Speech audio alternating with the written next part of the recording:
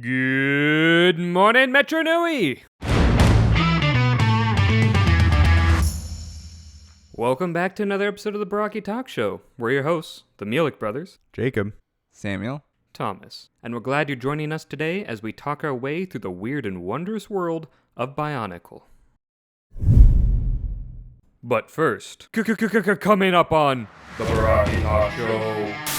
Yeah. The power is both bodacious and awesome. Yeah. It just summons Poe. Anyway. Edgar Allan, not the panda. the Rotuka shield should have blizzard powers. It has the power to abuse their employees. As long as you say little freaks, the counter goes up. It cares not from whence it flows, only that it flows. All that and more coming up on the Barraki Talk Show.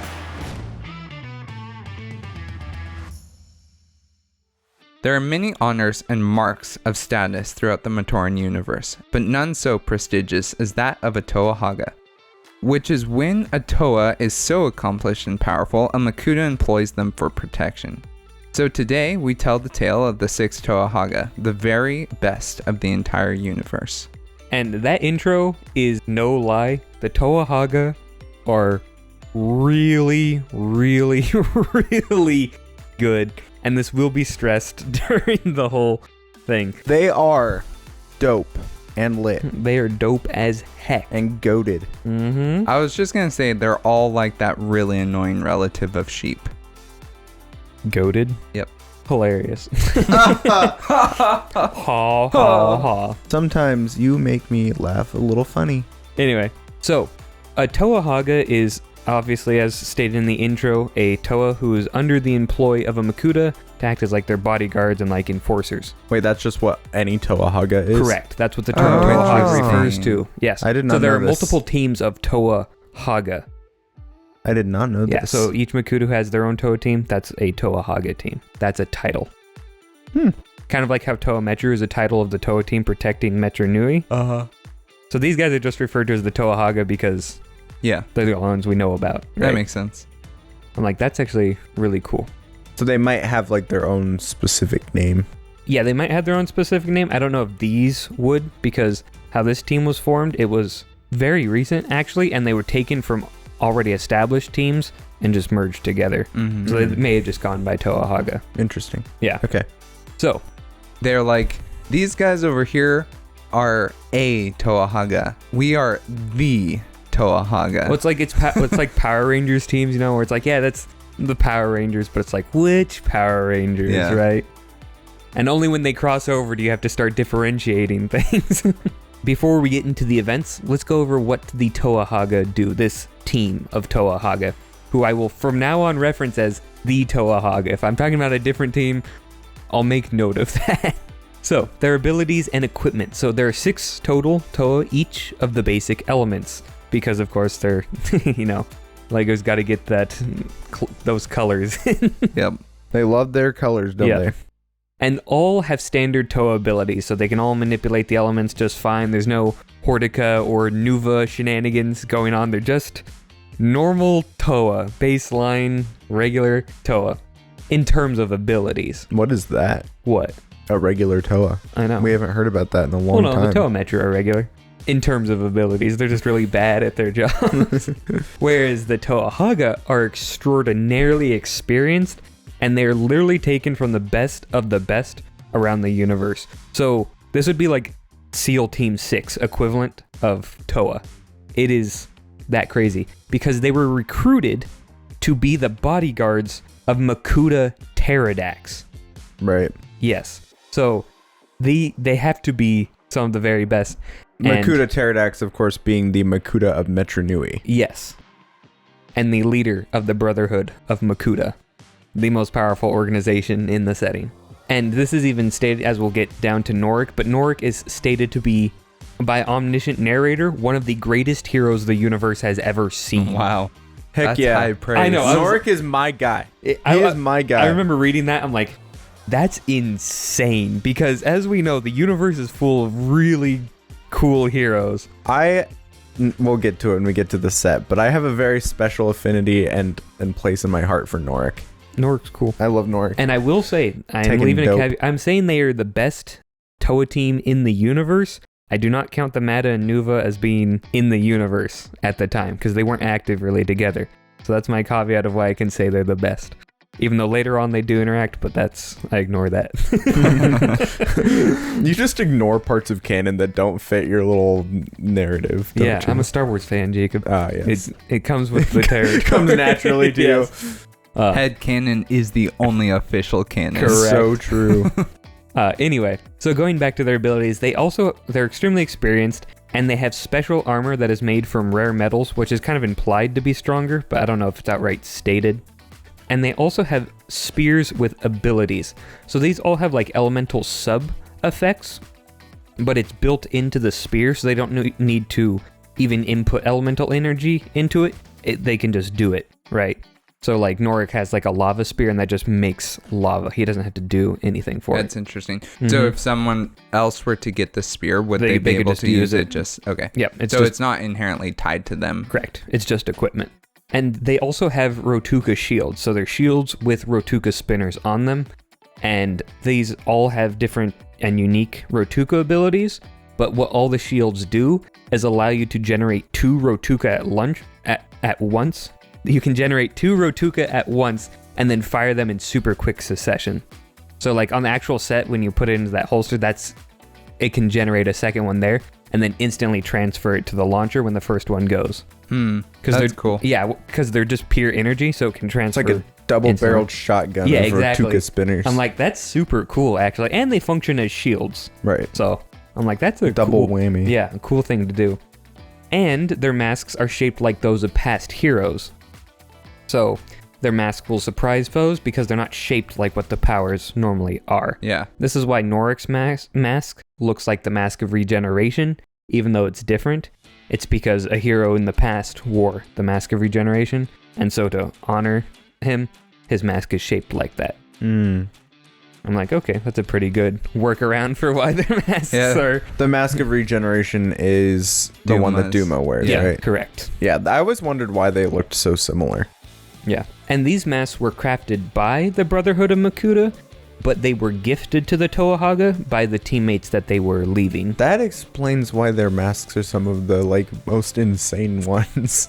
I mean, a lot of them wore these types of masks before, but also, Teridax. If you look at what abilities they have, though, they're to be fair, Mask of Telekinesis and Mask of Mind Control are also true. Busted masks. But the Mask of Quick Travel is it's busted. We'll get into it. So, with all that being said, we'll get into the Toa Hagah proper. So, the leader is Norik Hagah. I like to think that's his last name or whatever. Because they're all quite Norik literal brothers. Pleased to meet you. And it was funny going through it because I realized it was kind of dawning on me. They don't have last names. No one has last names in Bionicle. Just Tahu. Yep. Or because normally you say Tahu Mata or Tahu Nuva or Toa Metru or whatever. But I'm like, his name's just Norik. That's it. Brutaka Johnson. Considering nobody except for Karzani has the same name, then I guess it sort of makes sense. Makuta and Makuta. Okay. That's like saying human being and human being and human being. But we don't use human being as our title. We don't go by human Thomas every time human you Jacob. introduce your friend. That just makes me realize how Thomas. insanely vain Makuta is. He takes the title of the entire species on himself. He's like, I am Makuta. Dude, Makuta are literally so prideful. It is canonically acknowledged that is a weakness of them. It's called, there's some name for it. Pride cometh before the fall. But it's literally listed as an inherent weakness of the species, the pride of the Makuta. Funny. I'm like, that's hilarious. All I could think about when you were saying that is The Rise of Skywalker. It's I am all the Jedi. Makuta's I am all the Makuta. Imagine if Rey was just call me Jedi from now on. I've ignored that movie saying it doesn't fit my headcanon, so I don't know what you're talking about. That's entirely fair. Okay, so going back to Norik Hagah. He has the lava spear, which can create massive amounts of lava. And when I say a lot of lava, I don't mean like fill a room. I mean like it's a building-sized amount of lava. Like he makes like waves of lava. It's crazy what he can do. I think what you heard was, give me a lot of lava. What I meant was, give me all the lava you have. Yes, dude, that's literally it. So then his Rotuka shield launcher is a slowness Rotuka. It slows things that it hits. What? Wow. So that one's pretty simple. A lot of the other powers get complicated, but we're starting off nice and easy. So he also has Fire Toa powers. He does Fire Toa things as Fire Toa do. And one cool combo he does is he'll generate lava, but if he needs cover, he'll generate the lava, then suck all the heat out, so it's just a big old wall of stone. That's smart. That's cool. I'm like, that's thinking with your brain there, Norik. The Toa of Stone are like, what the heck, bro? I'm even more useless now than I was before. Whoa. The Toa of Stone are useless. Don't go dissing. Wait, no, Disonua. Dude, that's what I was thinking of. I was not thinking of Pohatu, my beloved. Pohatu, the guy that never uses his elemental power. So true. Except to kick boulders. Exactly. Anyway, so he also has the Mask of Diminishment, which shrinks him to 6 inches at the absolute minimum, but he retains his full strength. So it's just cool. Ant-Man. I'm telling you, dude, these mask powers are goated. So you can imagine all the versatility that this would give you. And he's also real easy to sneak into fortresses when you're only 6 inches tall. Exactly. He's also highly skilled, like even by good Toa standards. Like imagine Lee Khan, but just like better. And like reading this, I'm like, holy cow, he is just like better Lee Khan. Yeah. It's crazy. So if Lee Khan is worth 6 Toa, that is not besmirching Lee Khan's No, that's name not besmirching Lee Khan. It's because again, he's also a good leader and said to be one of the greatest heroes the universe has ever seen by an omniscient narrator. It's like, I don't know what else you can do with that information, but being like, he's probably worth at least 8 Toa by himself. So if each of the Toa Hagah is like Lee Khan level, that's how many Toa worth of Toa? A lot. 38. Yeah, 38. It's a lot of Toa.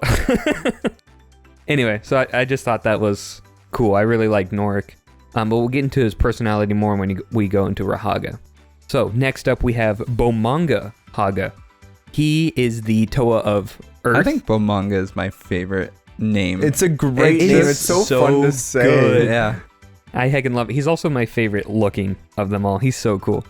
I do think Bomanga, though, I always think he is a Toa of Air for some reason. Yeah, I agree. It invokes that kind of like more tribal. Yeah. And it throws me off so much. I'm like, oh, Bomanga, Toa of Air. Toa of Earth? Yeah. What? Every time it gets me. Yeah, it gets me as well. And his canon appearance does not help with that. Yeah, because he has the Lisovec mask, right? No, well, yes, but he's also green. So, yeah. Metallic green. So that also throws it off. So anyway, he has the Seismic Spear. And this power is unknown, but I'm assuming that it makes earthquakes. Just going off of a vague feeling from, the lava spear being able to create lava. Wild guess. Yes. Or it could generate seismic charges. We don't know. That is canon to Star Wars. So his Rotuka shield also has an unknown power, and this one I cannot speculate on because it could be literally anything. Power of sheer epic awesomeness. Yeah. The power is both bodacious and awesome. Yeah. It just summons Poe. Anyway. Edgar Allan, not the panda.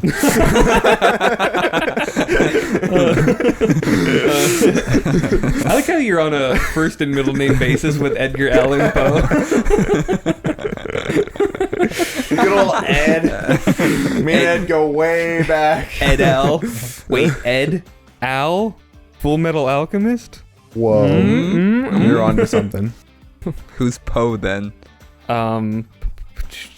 Poe the panda that Ling Mei has?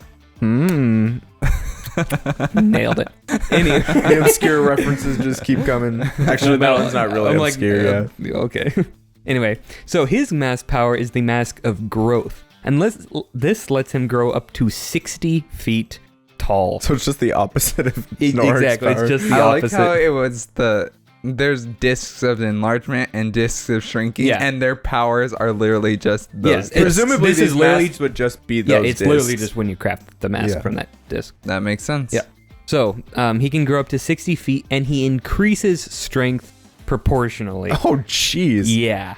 So big chonky honkin' chonker. I like how that works. It's like Norik shrinks and keeps his strength, and then Bomanga grows and he gains more strength. I know. I'm reading that. I'm like, wait a second, but whatever. Although it is said that the strength you get from this mask still is less than from the Pakari, the mask of strength. Which I'm like, wow. I'm really underestimating how much strength the Pakari gives you, because some of the stuff Bomanga does with this mask is really impressive.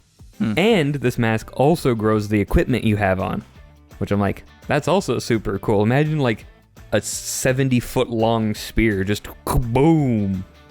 Anyway, he's also the second in command of the entire thing. Not Iruni, it's Bomanga. So I'm like, that's kind of cool. Interesting. But enough about Bomanga. Now we move on to Toa Hagah. So she has a tidal spear, which again, unknown power, but again, probably a tidal wave. I'm guessing tidal wave, yeah. Yeah. Her Rotuki shield also has an unknown power, and she has water Toa powers. Surprise! And her mask is the mask of clairvoyance. So this allows uncertain and vague glimpses into the future, but you have little to no control over what you see or when you see it. So like she'll just be in the middle of battle and being like, I'm having a vision! Like very Mask of Spirits-y in a lot of ways. Well, no, Mask of Spirits you choose when to trigger, but it's more like Vakama vision. Yeah, that's true, yeah. Yeah. And Norik does kind of note, he's like, it's super weird and I don't think it's good for her mental health, because like a lot of the stuff she sees is like kind of crazy or whatever. So she's like always shaking after, and he's like, I don't think that mask is good for you. But probably very useful. Oh yeah, it is super useful. Yeah. So, but that's enough about Gagi. Now we move on to Iruni Hagah. I have a quick question before we move on. Are there ever instances of Toa intentionally switching out their masks? Like, other than the Toa Nuva, let's say, or the Toa Mata Nuva, like where they have access to other mask powers, but like, if, for example, Gaki was like, you're right, this is not good for me, and she could just switch out her mask, ideally, there is right? no example of that I know of. So I think it should be able to be done, but is not.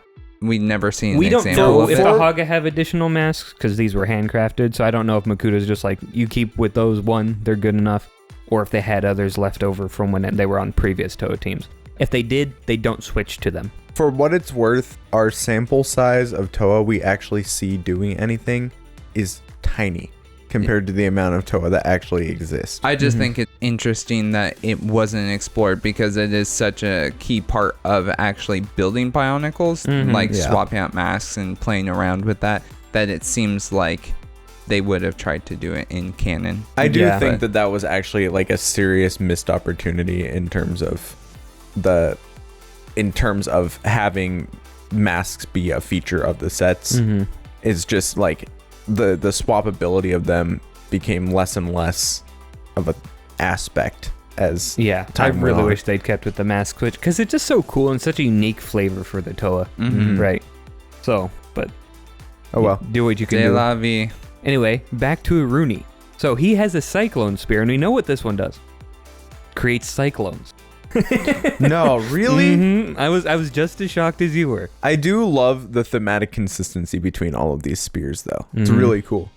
Well, what do you mean thematic consistency? Well, like, like lava flow and tidal wave and cyclone. What was the other one? Seismic spear. Earthquake. Like those are all cool.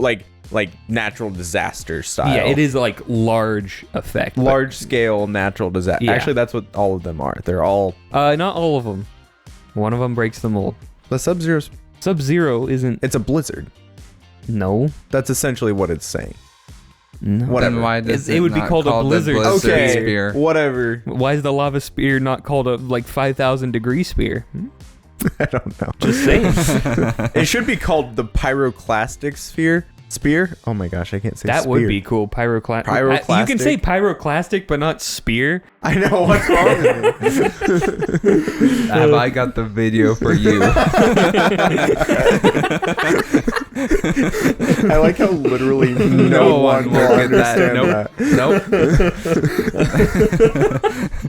Don't look up how to make a paper spear. No, how to make a paper, Paper sphere. sphere. Oh, yeah. Yeah. I can remember which way it was. Anyway. Wait, I also have no. something to say really quickly about Aruni. Interestingly, so I'm looking at your notes here, and so his name is supposed to have a third I. It's Iruini. So it's Iruini. Wait, did I spell it wrong? Correct. But it's an easy mistake to make because, according to at least Biosector, the pronunciation is Iruni. So you don't pronounce that middle I like we would say in the US. Iruni. Well, we're in Lithuania, Sam. Sorry. On the east coast of Lithuania, we say Iruni. Where we right? definitely live. Is how it would be pronounced. I have never seen that third eye in my entire life. And that's why I'm wondering you opened my third eye. If that's why the pronunciation is just Iruni, because most people just completely ignored the fact that there's that third eye. I feel like I'm getting Berenstein Bears over here, like I have this is definitely blowing always my seen mind. it spelled with the other I, for sure. Yeah. Because I spelled it correctly in my section without having to really look at it. Well, we also know I'm bad with pronunciation. That's true. Castoria. Astoria. Thomas. Man, Oh, he yeah. took the I from He took the I.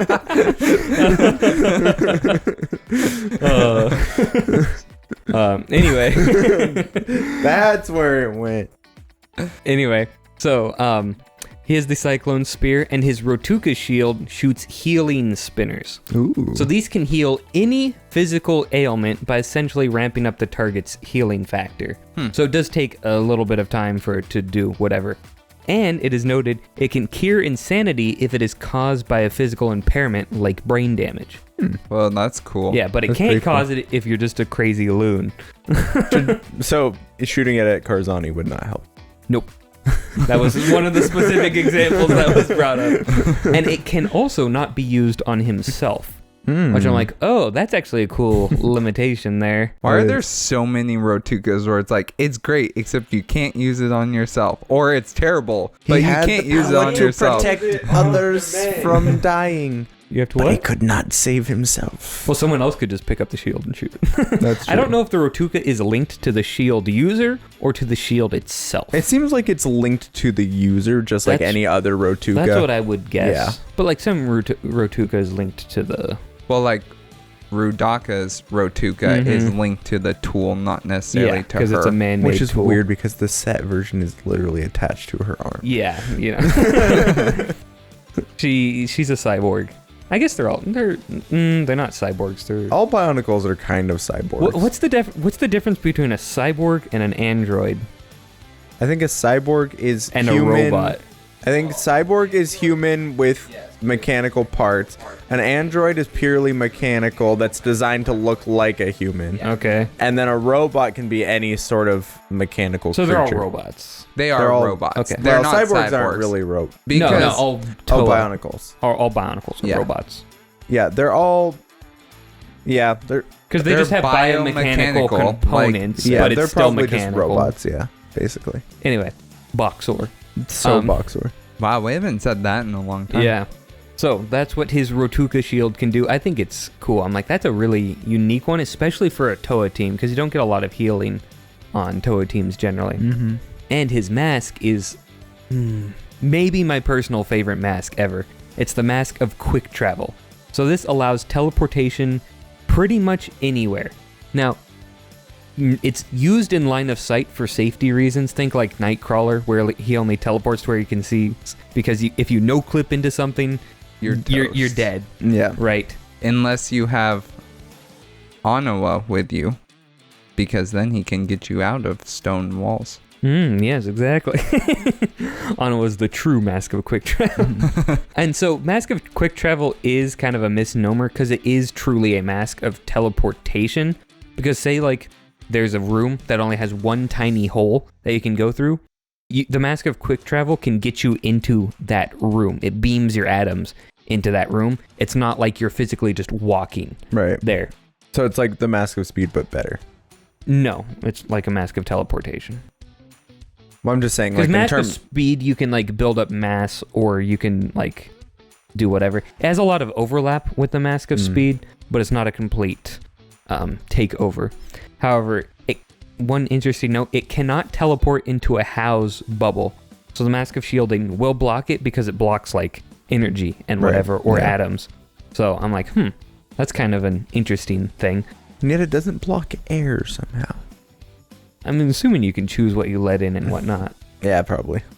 Anyway, I think it's really cool, and it has so many fun uses, and it is used well in the story, which I think is cool. But last thing to note about Iruni, or Irunai is that he has air Toa powers.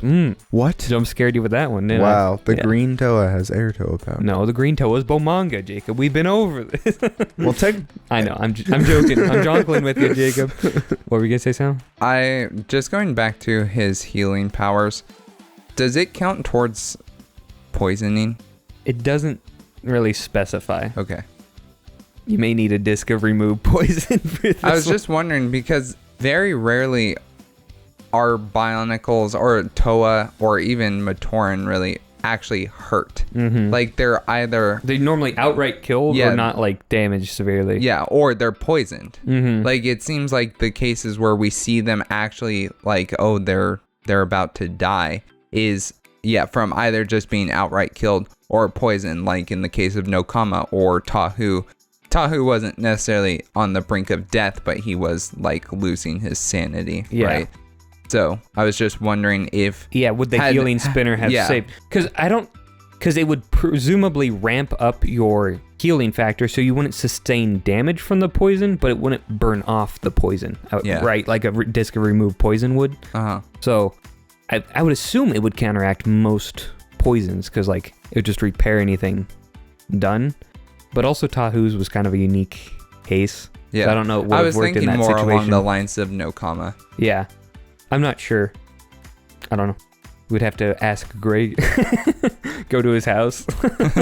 Knock, knock, knock. What's up that pesky raven again? He's like, I've been waiting years to answer this question. Is that a second Edgar Allan Poe reference? Technically, that was a Phineas and Ferb reference, which was referencing Edgar Allan Poe. Yeah. Or Alpo, as we call him. Al Capone. No, we call him Ed Al. Ed Al, yeah. Ed Al. Yeah. Not to be confused with Ed Al. Yes. Yeah. Who writes a ton of papers. Yeah, he does. Man, he's credited on so much stuff. His work is phenomenal. Anyway. Let's talk about Pooks. Yeah. Pooks, or as I like to call him, Pooks Hagah. It's just such a weird combo of words. Like, Pooks Hagah, like... I don't like that. I do. There is something about the name Pooks that I like, though. Like, Pooks is a great. It's very Bomanga. Punchy. They nailed it. It just works. It's like Pooks. That's why he's my favorite. Rahaga, just Pooks, and he has the bola spinner, as we discussed last time. Anyway, so Pooks has the avalanche spear. So unknown power, but again, I think this one's kind of obvious. The toe of stone with the avalanche spear. I think we can figure this one out. Do you think he needs to be in proximity to something that he can cause an avalanche, or does it generate some sort of avalanche? I would assume it would be... I could see it both ways, because if it's just shooting out a ton of rock, I can see that being called an avalanche, but also if it's just causing an avalanche, like the seismic spear, which I would assume it'd do. That's what I was thinking. For the record, thinking. He is a Toa of stone, so he can just create stone whenever. Yeah. And then he just makes a mountain and causes an avalanche. Makes a mountain out of a molehill. Second Phineas and Ferb reference. Don't make a mountain out of a molehill. Don't make a mountain out of a molehill. Dude, we're reference machines today. Anyway, so he also has Rotuka Shield with an unknown power. Sad. Yes. I know, I would have liked to know his. Anyway, he also has Stone Toa powers. Surprise. And he has the Mask of Emulation. So this does not let you play video games on your computer that normally are console exclusive. Dang. Instead, this lets you copy sentient beings' powers. So What? pretty much any So cool. power you see a sentient being use, you can copy. However, it takes time. So like you analyze it and it's like processing, and it takes a little bit. And then once it is fully analyzed, you can use that power like you're activating your mask power. So if you see someone teleport, right, with like the Mask of Quick Travel or whatever, you would take a mental snapshot, whatever, it would analyze it. You wait 2 minutes and then you're like, okay, I activate my mask power and I teleport. Huh. That's how it works. And it can be with any sentient being's ability they use. So if it's an inherent ability, it can copy it. That's crazy. That is insanely powerful. Yeah. It's like Dude, a I'm mix telling you- between Parasite and Taskmaster. Well, and the more you use is it, Taskmaster the one who can just copy fighting styles. Yeah. Yeah. just by looking at Yeah, them? pretty much. And other cool thing about this, the more times you use it on the same ability, the faster it gets to where it can get pretty low in how fast you can copy it. That'd be really useful for potentially copying teammates' powers too. Mm-hmm. So like, he could theoretically Be a toe of like stone and air. yeah, which would Whoa, be really that'd cool. be really I don't know if it works cool. on elemental powers, but I would assume it'd work like an elemental mask if you copied that. Which Yeah. is this is one of I love all their mask powers. They're so cool and unique. They had that flavor that you'd want from like the most elite Toa team ever. Yeah. I really these mask powers, Mhm. every single one of them. I'm like, I can imagine like 15 use cases for this. Mhm. You know, like it's crazy. Yeah. So that's pretty much it. And the other caveat is you can only use one power at a time. So you can't load multiple powers.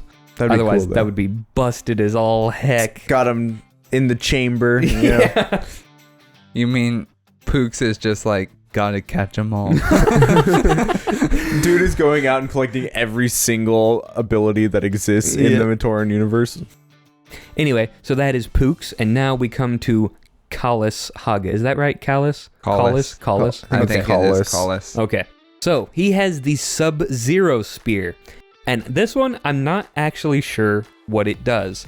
Because does it cause a blizzard? Or does it just instantly freeze something? All the other ones are based around natural disasters, so I Mhm. feel like it's got to be a blizzard. But why not just call it a blizzard Yes, spear? because all the others are very explicit and obvious with what they do. yeah, So this one, I'm like, it could be pretty much anything pertaining to being cold. my best guess is it's not called the blizzard spear because there's already something else called the blizzard spear, or I don't blizzard think there sword or is. something. Thomas.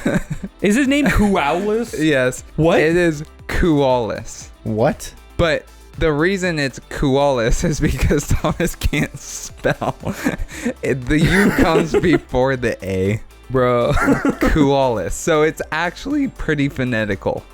Okay, fair enough. For what it's worth, I thought it was spelled correctly this time. So I I'm thought it with was Wallace. spelled correctly too, but I feel like thought they that last time. mispronounced it the whole way through the Web of Shadows, probably. Did we ever talk about him in Web of Shadows? He doesn't do I anything. guess, sorry, it wasn't about Web of Shadows. It was the Oh, Hordika yeah. books But where no like, one pointed it out, so new no Jews one off else with knows how it's pronounced either. Kualis. Kualis? Perhaps we. Sounds like you're saying koala. That's what I'm thinking. I'm Koala. like, does this guy live in Australia? Koalis. What are you say, Jacob? I think we might have accidentally offended some Koalas fans out there. There's no Koalas fans. Nuju's not a Koalas fan, I'll tell you that much. So, his Rotuka shield power is unknown. I would assume, this is my guess, that it would be a Sub-Zero spinner. That's what his shield does. And he also has Ice Toa powers, or as I like to call them, Sub-Zero powers. Thomas, the Rotuka shield should have blizzard powers. Mm. It has the power to abuse their employees. The heck? The Karen spinner. What? Kidding. It's a joke. But it doesn't make any sense. What are you talking At about? least the blizzard joke made sense. Yeah, abusing employees. Do Karens abuse employees? Yeah. That's not what they're known for. Karens don't abuse their employees. They abuse employees in general, like at coffee shops. Whatever. As an expert on Karen lore, I was just riffing, man. Yeah. You know? We're going to do a Karen podcast next. Karen podcast after this. That's got to be one of the weirdest ones we said we would do. We need like a Wait, podcast counter. we're not doing a Burger King podcast?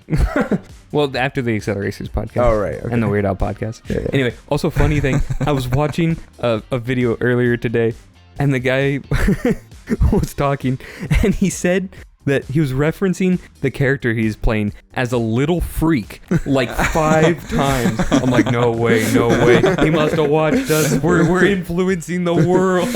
Little freaks. And I was so brainwashed, I was waiting for the little freaks counter to pop up on his video. I'm like, wait a second. What is wrong with me? Anyway, so his mask is the mask of Rahi control. Mm-hmm. So this can control multiple Rahi at once, but it is less effective on insects and intelligent Rahi.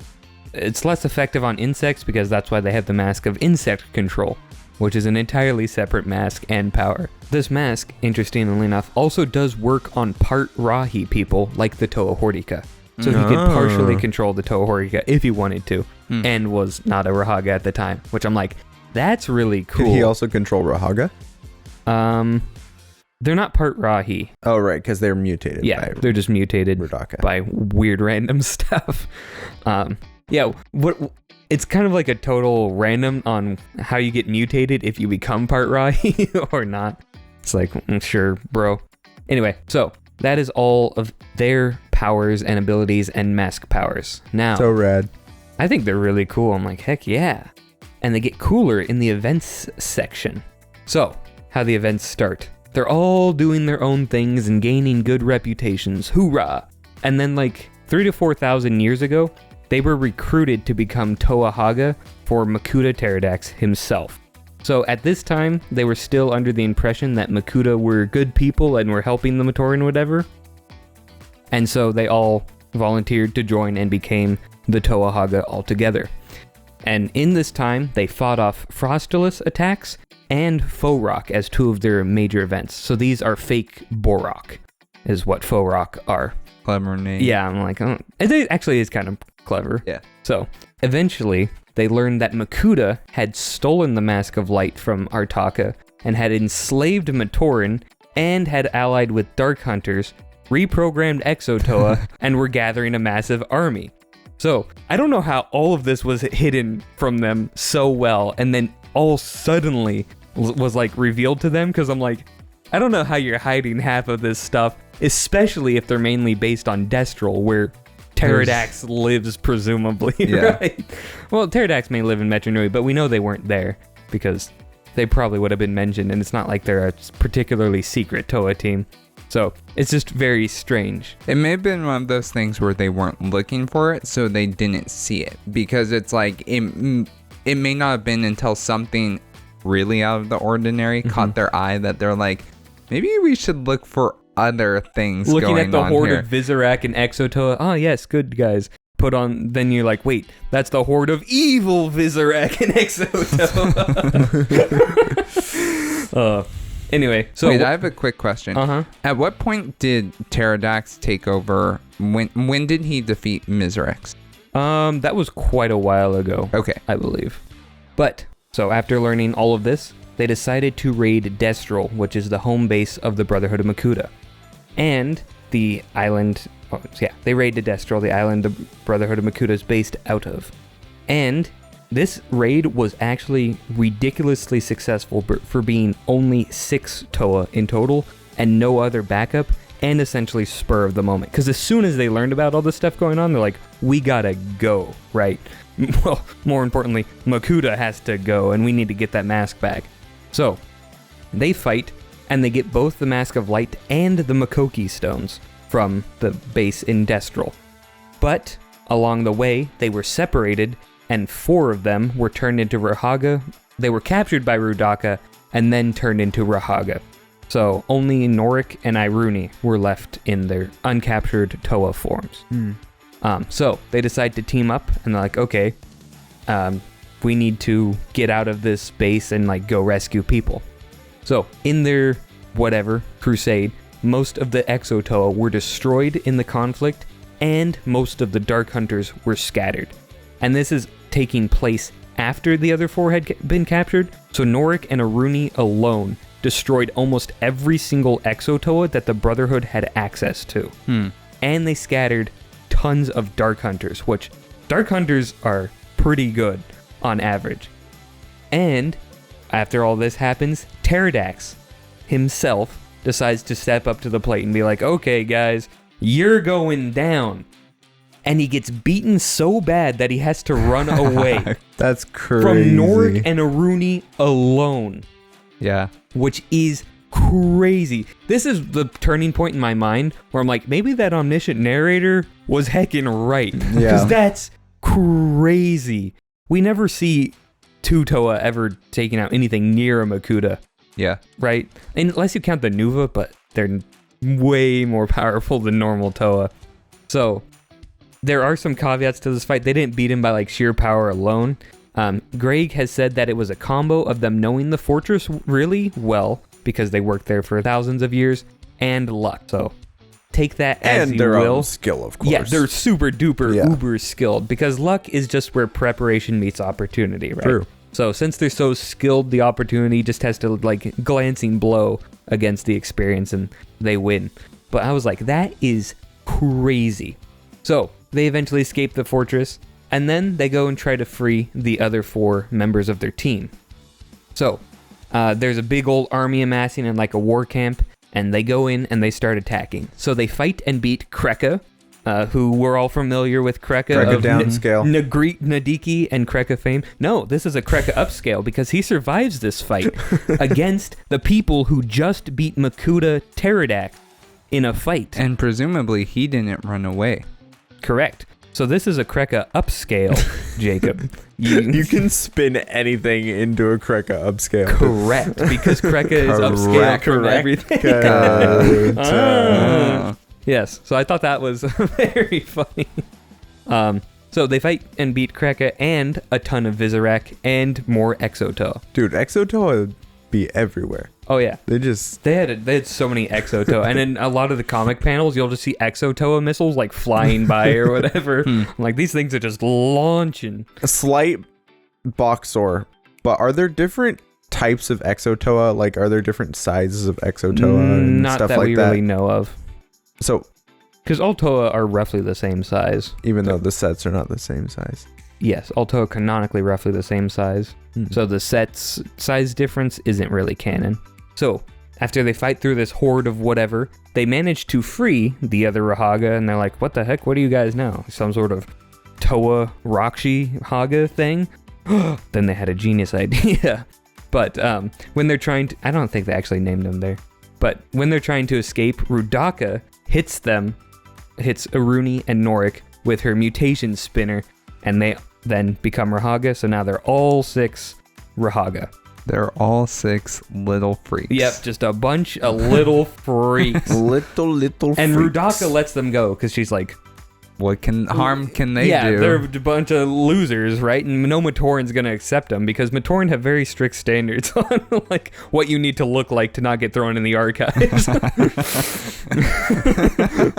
Norik goes small with his mask of diminishment. They're like, cage it! Or step on it. One of the Yeah, two. It's a Kofu Jaga. Kofu Jag are all just wearing masks of diminishment. That's why they're so small.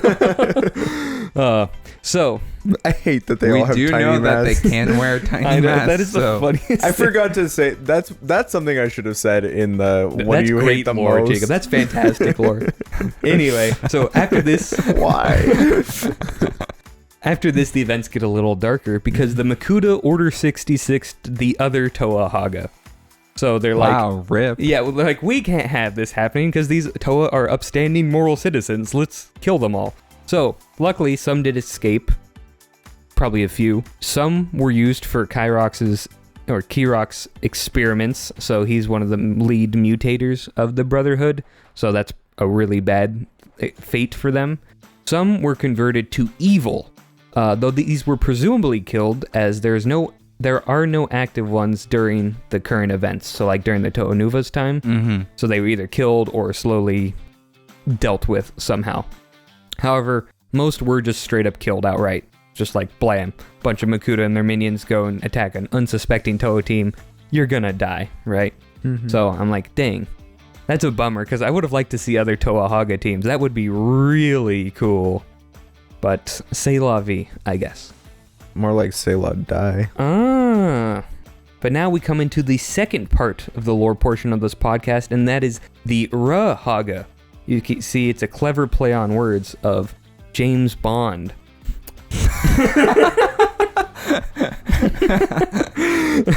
I don't understand you. Anyway, so the Rahaga, they have traits and abilities, as do most things. So they are short, they are Rahaga and... Wait, I said Rahaga and Turaga mashups? I meant You fool. Rakshi and Turaga mashups. They have, although on the positive side, they have enhanced senses and agility. So like they're, that's why... They're like little Yodas, basically. Yeah, kind of. Because in one of the books, Aruni does a bunch of flips around a pipe just because he can. I'm like, that's pretty cool. They also have an affinity for Rahi. It says they are also part Rahi. Oh, you lied to me. I heckin' lied. I have no clue what mutation does. Past me had all this figured out. Current me, dumb. So they have an affinity for Rahi because they're also part Rahi. And they each had a type of Rahi that they specialized in, like catching and training, or not training, but just protecting. They do not fly. Koalas could have totally controlled himself. Yeah, the mask of self-control. But one important note is that they do not fly, and they do not have headlights that pop out of their head. That's purely made up and not actually canon, which blows my mind. I mean, like they don't the spin their miner's staffs around helmet. Inquisitor style and fly around. Also not canon to me. Really quickly, 2 thoughts. If the Rahaga got turned back into Toa and then turned into Turaga, would they just be the Turhaga? The Turhaga. The Hahaga. Or the Tuhaga? Turaga. No, Turhaga. Yeah, Turhaga. Definitely the best one. Yeah, I think they'd be the The Turhaga. Turhaga.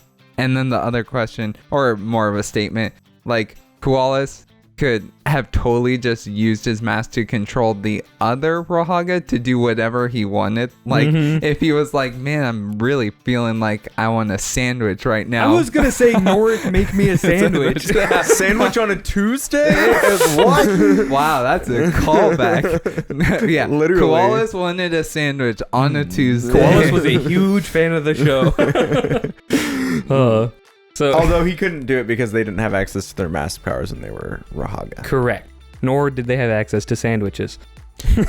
We don't know that, Thomas. A protodermis sandwich. A knuckle sandwich. You take a slice of protodermis, you put a slice of protodermis in between, and then another slice of protodermis And a on nice top. juicy slice of protodermis. protodermis. Little energized protodermis for flavor. Instead of a BLT, it's a PPB. That's what I was just about to say. Where the protodermis is nice and thin. Nice and red. Anyway, this is like the most references we've ever done in an episode. If you guys can catch all the references, we will shout out your username on the show. Samuel, put a reference counter on screen. Does referencing the little freaks counter count? Yes. So we have now come full Barraki talk show inception, where we are referencing our own selves. Yeah. That's pretty crazy, actually. I reference to myself all the time. So I'm like, if we I want a reference in the sandwich. future, if we reference this reference about the Lil Freaks reference, does that just keeps spiraling out of never-ending control? As cycle. long as you say little freaks, the counter goes up. It cares not from whence it flows, It does not only that it discriminate. flows. Yes. That's also a reference from the Lil Freaks episode. Egalitarian freakiness. Anyway, speaking of... Egalitarian freakiness. That should go on a shirt. I was going to say, I would- that's a merch If idea no one if else I've ever wants heard. that merch, I will buy that merch. It's just a picture of Koalas' face. I was going to say it's a picture of your mom. Anyway, speaking of little freaks, Norik, the Rahaga, Or I guess since it's like how Teraga called, you could call him Rahaga Norik, which I think is how they're actually referred to. Yeah, I think so. As you can tell, I don't really care about the names that much. I'm more of a lore person, you see. Thomas is the kind of guy who reads a name and it just goes... It's like Charlie Brown adults to me. There's another reference. That's another one, yep. Anyway, Rahaga Norik. Okay, guys, we're finally getting to him. Trust me, we're here. So he is a cool and a wise leader, and in the movie, he has a good voice actor. I like him very much. And even when teammates disagree with Norik, they still respect him because he's just the GOAT. Tahu's like, what? That's possible? Tahu seething at the mouth. Vakama, like, your teammates ever respect you? Wait, you guys are getting respect? So, Norik has a snare spinner, which when he hits something with it, it wraps the target in ropes of energy. And he has a staff that distracts Rahi, because it's kind of like a light up glow staff, so he can, like, wave it around. His major focus is on rescuing reptilian, insectoid, or other crawling Rahi. So how he does this generally is he uses his fluid movements and soothing voice to charm reptiles. So he's just kind of like a snake charmer guy, which I'm like, that's a cool way to go with like the fire toe, because like you got the little ember staff and you start schmooving around. I'm doing weird moves here in the studio, so we're not recording it, but just imagine like, I don't know, some sort of snake. Norik also has an additional non-canon thing in that the movie, his staff can shoot blasts. This is fake and made up. It doesn't exist. So anytime that happens in the movie, just ignore it. Pretend it's like the sequel trilogy, okay? And Norik also wholeheartedly believes that Kitangu exists. Oh, that's interesting. He is the only one, actually, who wholeheartedly believes it. He is under the complete delusion that Kitangu exists. Could Koalas control Kitangu? Yes, he could, but like I said, it works less on intelligent Rahi, and as we know, Kitangu is big brain. Well, he does have a big brain, presumably. It's mostly the hat. Is he wearing a hat canonically? Or, I don't it's think like a little like hood thing that it's like armor. cover. It's not even that It's hat, armor, really. yeah. He has a heckin' weird head. I don't want to talk about I don't- Kitangu's face anymore. I don't want to talk about Obi-Wan anymore. Anyway, so Rahaga Bomanga. I thought that'd be more fun to say than it is. Rahaga. Bomanga Rahaga. Bomongo Rahango. That's what we go. Rahanga Bomanga. Ringo Bomongo Rahango. So, Bomanga Rahaga, or Rahaga Bomanga, is a calm, stoic, and lonely person. Aw. Yeah, it's very sad. He has a paralysis spinner that actually flies silently. Ooh. So when he's in the that's cold, cool. dark tunnels underneath the earth, you never know when his spinner's gonna get you. That's actually terrifying. I know, I'm like, that is really cool. So, he also has a staff that can sense vibrations in the earth. A sort of seismic staff, if you will. Oh, wow. Yes. And he specialized in hider Rahi, or those that hide, and as well as insects and nocturnal Rahi. So he would like mostly go into the archives and stuff, and what his gimmick was is that he would bury himself and wait for hours just for a Rahi to crawl out of its hiding place. Then he'd go, gotcha, and paralyze him with his spinner. So he is also one of the firm believers in Kitangu doesn't exist, bro, get a grip. I like how Kitangu is just like Bionicle's Bigfoot, basically. Like, Bionicle does it big exist? head. Oh, I could totally do a Bigfoot Kitangu merch. It's just a Bigfoot photo, but it's Kitangu Yes. looking over. Yes. Wait, Okay, if you want POV, to... your Sidorak. someone said they wanted Kitangu. Yeah, merch. if you Who would... doesn't want Kitangu? If you would enjoy Kitangu Bigfoot merch, type in the chat, hashtag Key Sasquatch. Ah, I get it. Keyfoot. Anyway. Wait, I have a Oh, yeah, go ahead. question really Uh-huh. quickly. This pertains to all of them. So, An on-topic question? yeah, Say it they're ain't trying so. to Wow. rescue the Rahi, but what do they do once they capture them? Like, where are they putting them that's safe from the Vizrak? So generally, they just relocate them. Like, they get them out of immediate danger. Okay. Like, if the horde's moving into a specific area, they try to move the Rahi out, lure them out, paralyze them, and grab them, and just take them to a different area. Like how So you they would did catch not a spider build in a an cup and ark. put it outside. Yeah, they didn't build an ark. They didn't have a zoo or anything. They just moved them around. Okay. Yeah, because they don't really have that many resources. So, that is the end of Bomanga. Now we come to Rahaga Gaki. So, Gaki has a flotation spinner, which is essentially just what the Boggarak does, half of what the Boggarax does. And she has a staff that acts like a fish lure. So like she'll put it in the water and like swirl it around, and like a fish will come by and blam, hit it with the flotation spinner, and it floats up. Real quick, for those of us who may have forgotten what the Boggarack spinner does. The Boggarak is the flotation and dehydration spinner. Yeah. Oh, okay. Yeah. It's the either kind of useless or one-hit kill spinner, depending on what you're standing on. Gotcha. So, Gaki specializes in, guess what type of Rahi? Flying Rahi. So close! Aquatic Rahi. Dang it. Yeah, for obvious reasons, right? She is also an excellent translator, as seen in the movie when she's translating things. And she does believe in Kitongu, just less than Norik. She's like, yeah, I'm with you on this, buddy. And then she like turns around, does the crazy sign to the other people. No, she's one of the firmer believers. But that brings us to Iruni Rahaga, who I also spelled wrong here, but I don't care. Rahaga Iruni. So, he is brash, but not foolhardy. And he believes strongly in things at the drop of a hat. Which is a funny character trait that I don't see too often. But like, when they get transformed into Rahaga, he's like, oh no, this is terrible. Oh, life is over. It's not worth it. And then they're like, you know what, we can go and still help people. He's like, yeah, that heckin' rocks. And then as we see in like Chronicle of the Challenge of the Hordika, he's like, dude, being a Rahaga is the best thing ever. Like, holy cow, we're half Rahi. I get to do flips and stuff. This is great.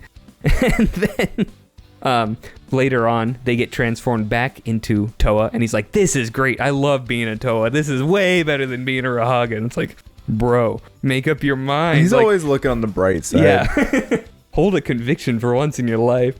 And he actually did hold a conviction for a little bit of his life, and he was going to quit the Toa team at one point over philosophical disagreements. So when they were Toa Hagah, he's like, we're doing too much of this instant reaction type stuff, you know, fending off one-off Rahi. We should tackle like ever-present issues like, I don't know, mountains falling on people or whatever. Or mountains eating people, perhaps? Good point. That's a good point.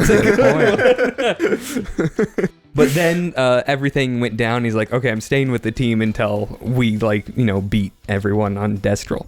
So I guess he kind of dropped that one at a hat too, because like, we should only do this. I'm out of the team. They're like, can you help us destroy Makuta? He's like, well, you got me, guys. This is one threat that's immediate. I'll get. So he wholeheartedly believes this one. He doesn't switch on until they meet Kitongu. He believes Kitongu is a fake, a phony, a fraud. And then they see Kitongu. He's like, Kitongu. Ask me about Kitongu. Yeah, so obviously he's a Actually, it's never confirmed that he's a believer after they meet Kitongu.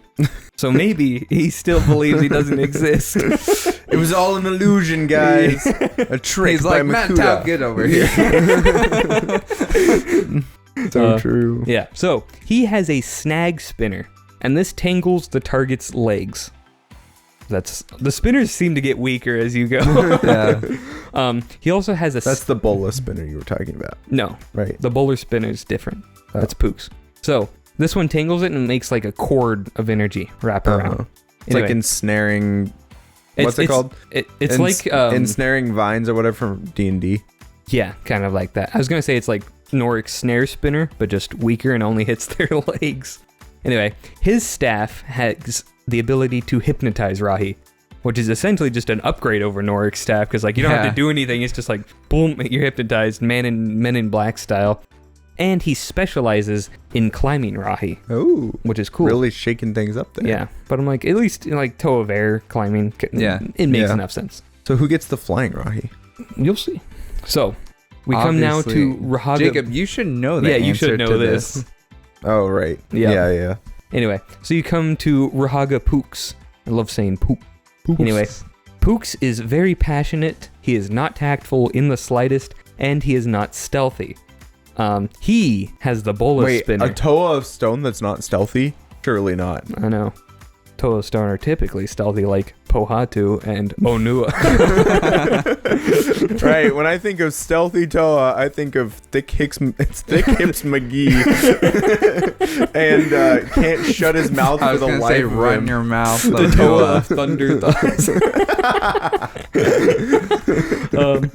Anyway, so Wait, one of them is Thunder Thighs and the other one is Thunder Lips. Thunderlip. The ultimate male. Good luck with that one. Actually, that one would probably come up if you just Googled it. Probably. So I think his personality is a very funny contrast because obviously he's paired up with Onua for the book, and worst pairing possible because he's the one where he's like, no, Onua, you can't do that. No, you can't do that. Think for a second, Onua, you're being super stupid right now. Then Onua's like, I'm gonna kill you. Poor Poops, man. I know. I'm like, I love. Please He's don't just hurt trying Poops. to help. Yeah. That's where tact would have come in handy. I'm like, give Norik to Onua or someone. Pooks is just a little guy, okay? Yeah. He's just trying. He does have a cool staff though, because his staff can leave invisible trackers on the target. Ooh. Yeah, so it's like chipping a shark or whatever. I'm like, that's pretty cool. And then he can like follow them back to their herd or whatever, because he specializes in large land rahi, like Kikanolos and stuff like that, which he's on the plains of, Onu or Po Metru, so that makes sense. And then last, but certainly not least, we have Kualis, the Rahaga Kualis. So he has a boomerang Rotuka. This snatches flying rahi and then returns them to him. It's like he hits a pigeon, instantly comes to his hand.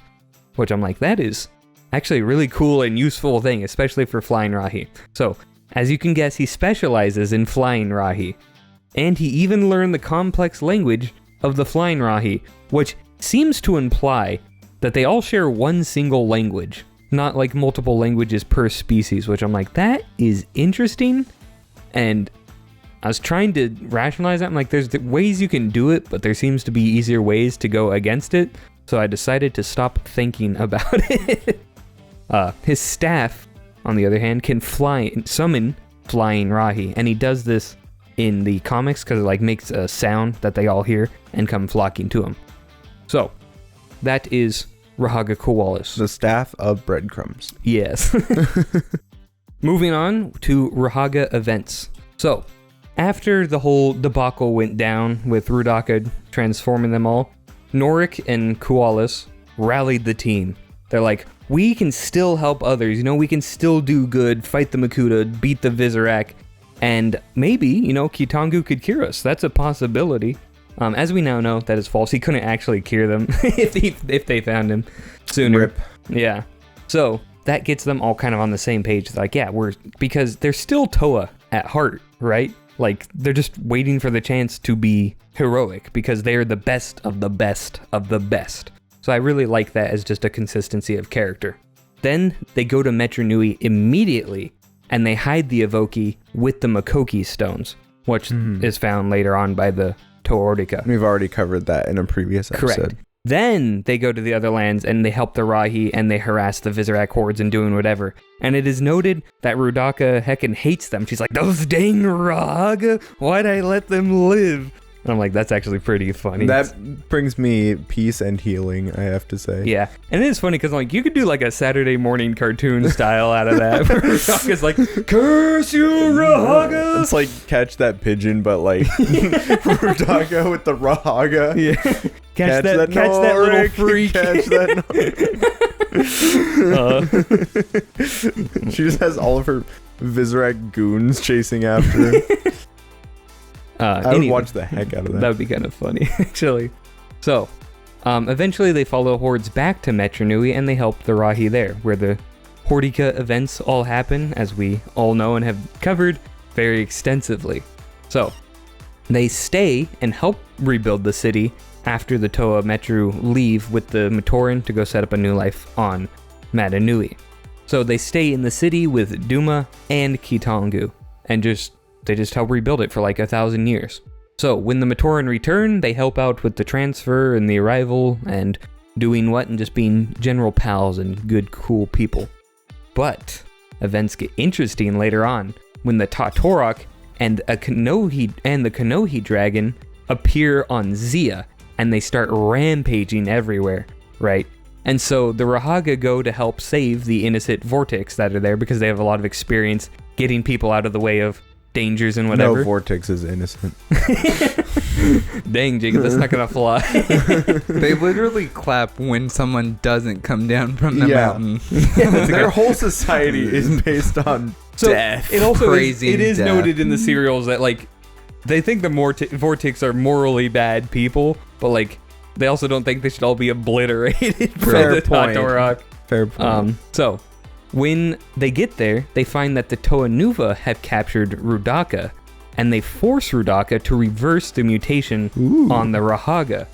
So then they all become the Toa Hagah again. And the Kanohi Dragon and Tatorak are still fighting on the island, so they go and they take them down. One of the big ways they do this is Bomanga gets massive and just starts wrestling them and like pinning them to the side of the mountain, and so that they can like make giant ice manacles on them or That's whatever. so How come the cool. mountain doesn't eat them? So he had him pinned like just for a little, because the mountain moves slow. It's a giant mountain. But when they get him like pinned down and subdued, they move them away from the mountain specifically so it doesn't eat them. Nice. That's interesting. I'm like, That's really cool. Yeah. I can just imagine Bomanga wrestling a Tatorak. I'm like, that is such It's an actually evocative very scene. Pacific Rim, like we were talking about earlier. Wait till you but, see Bomanga's canon depiction too, and you'll be like, ah, yes, this makes sense. He is Chunky Boy. So there are a few more events, but they're part of interconnected serials, so I'll cover them all at the same time when we get to those serials later on down the line. when the Toa man guy captured the Kanohi dragon the first time, they sent it to Zia, right? So where was it this whole time? Like, why is it just now rampaging? Did it meet up with the Tatorak and the Tatorak convinced it like, yeah, we should go on a rampage? There is a reason for it, but it will be revealed later. So that is the end of the events for the Rahaga and the Toa Hagah in general, because now they are once again Toa Hagah. So, any questions about them before we move on to the very brief Chronicler's Corner? No. Excellent. You are now entering the Chronicler's Corner. The following content may not be appropriate for viewers unaware or unacquainted with the wider Bionicle lore, as major plot points and reveals will be spoiled. If you wish to avoid this section, skip to this time in the podcast. 1 hour, 8 minutes, 33 seconds. Viewer discretion is advised. In the Chronicler's Corner now, there's just a very few things, which is that in the Toa Empire universe, so one of the alternate realities they go to, 3 Toa Hagah managed to kill Hordika. Wow. Which, I'm like, another display of their insane combat prowess. Like, that's a crazy feat.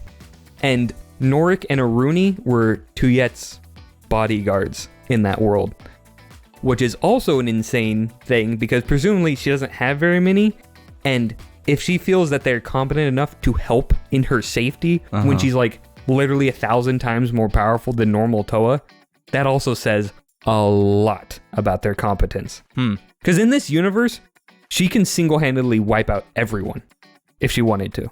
Why? Because in this universe, she has the Nui Stone, Okay. which she was trying to get in the main universe, and it draws power from just like minute amounts of power and then amplifies it in the holder. So she's literally like 100 to 1,000 times more powerful than a normal Toa. Interesting. And like she states, she's like, I could literally drown everyone like on this entire island without like breaking much of a sweat. Because I can. Like she literally takes over the entire universe, destroys the Brotherhood of Makuta. Order Madanui isn't relevant. They managed to kill Hordika, and it's just complete authoritarian rule. So like, She's just insane like that. and she still trusted them to be bodyguards for her, which I'm like, That's pretty cool. That's crazy, right? Like, again, showing these guys are the best of the best of the best. So that was the only real thing in Chronicler's Corner of note. Now we move on to Technical. You are now entering the set and technical portion of the podcast. This is where we examine the real-world production and set design of the LEGO Bionicle toy line. Alright, so we'll get into this. So there's really two sections of this. We've talked about, I think, every other 2005 set, except for the Rahaga, which were the pocket money sets of this wave, like the Matoran were last wave. But there are two additional sets that were actually special edition sets that were, I believe, and don't quote me on this, but I believe they were only sold at Target and then like from Lego directly. More random junk that Target they or license maybe out to random or maybe stuff. Toys R Us. I don't remember. Wait, is there a Rahaga good guy? There is a Rahaga good guy. No way. There's actually two Rahaga good guys. Is there a Rahaga bad guy? I don't know. I have not seen a Rahaga bad guy, but I'm sure it exists. Okay. Starting off, all of the Rahaga were the same basic build, 28 parts. They were kind of hunched over, very Matoran-like, but they had Rotuka spinners attached to their backs, and their heads were made from Rakshi heads. Yeah. They retailed for $4 a piece originally, and today they go for about $6 to $10. So, not much increase in value there, but they're really cool little sets. I like them a lot. I think they're underrated, honestly. I think they're really cool. So, like, if you want to pick them up, I was gonna say I think I'd totally pay $6 for like to get the whole set's only $36. Like even $10, I think they're worth it for that. And those are just like some of the more expensive ones. Most of them you can get $4 to $6 pretty easily. So I would definitely recommend picking those guys up if you have any interest. So first off, we got set number 4868, Gaki. Gaki was dark blue and featured a silver Rotuka. There were only, this says 2, but there were actually 3 of the 6 Rahaga where their Rotuka spinner did not match, where the color did not match their like base color. Oh, and I don't know why they did it. Is that it because way. they only? Well, I was gonna say they only had a certain amount of colors. That doesn't make any sense. No, it doesn't appear to be any rhyme or reason to it. Well, there is a little bit of rhyme or reason to one of them, but we'll talk about it when we get to there. Okay. So you're just lying all over the place. A little bit. You're there's only 2. Is it No, it's actually Rooney? 3. It's a Rooney. Yeah, because he has a golden. He has a gold one. Oh, Yeah. Okay, interesting. I remember that. Yeah. The Rakshi head came in. It was new in dark blue for this set. But it would be used again in 2007 in 8932 Morak. What the heck is Morak? It's the little hydro, whatever the heck Hydruka? thing. Hydruka, that's what it's called. Heckin' love Morak, bro. Yeah. The Hydruka are like the combination of all the good parts of Bionicle. They are Vizrak mixed with Rakshi mixed with Paraka, like just and they have Zammersphere launchers. I was gonna say they're great because they're little freaks. Oh, and they're little freaks. Yeah, see? That's true. Wow. When we get to 2007, we will give the Hydruka their fair due. So worry not, dear viewer. The Technic lift arm that made up her back was actually mostly exclusive to this set until 2020 when it started popping up in a whole bunch of sets. So 15 years later, but now it's appeared in like 5 or 6 sets since then. And so it's not rare anymore. All the Rahaga had little staffs, and each one had the corresponding Rakshi staff tip. So like the blue Rakshi, so Gurok staff tip went with Gaki, etc., etc. Yeah, that's Gaki. Next up, Pooks, set number 4869. Pook. He was light brown, which again, this color would retire after this year. Very sad to see. Bummer. And he had the same color Rotuka. The Rakshi head was new in light brown and exclusive to this set, which makes him a little more valuable than Gaki. The Technic lift arm, the 1x3 lift arm that makes up his back, was also essentially exclusive to this set. It did come in one of those big,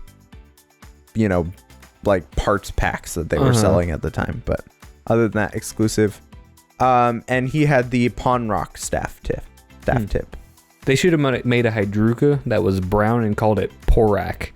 That would have been genius. And then they could have done it with all the like Rahaga type ones. So they could have had Korak for Koalas and Norak. Wait, this Hydruka's called the red one's called Thulox. What are these names, bro? You know what? I hate Bionicle names. I'll say it. They're stupid, except for Pooks. I like Pook. Pooks, you get to stay. Everybody else He was fine with Morak, but Thulox is too much. Thulox was the straw that broke the camel's back, okay? Anyway, next up we got Koalas, set number 4870. His head was a white Rakshi head, and he had a white Rotuka. The Rakshi head is actually new in white because this is just regular white and not pearl white. I will say,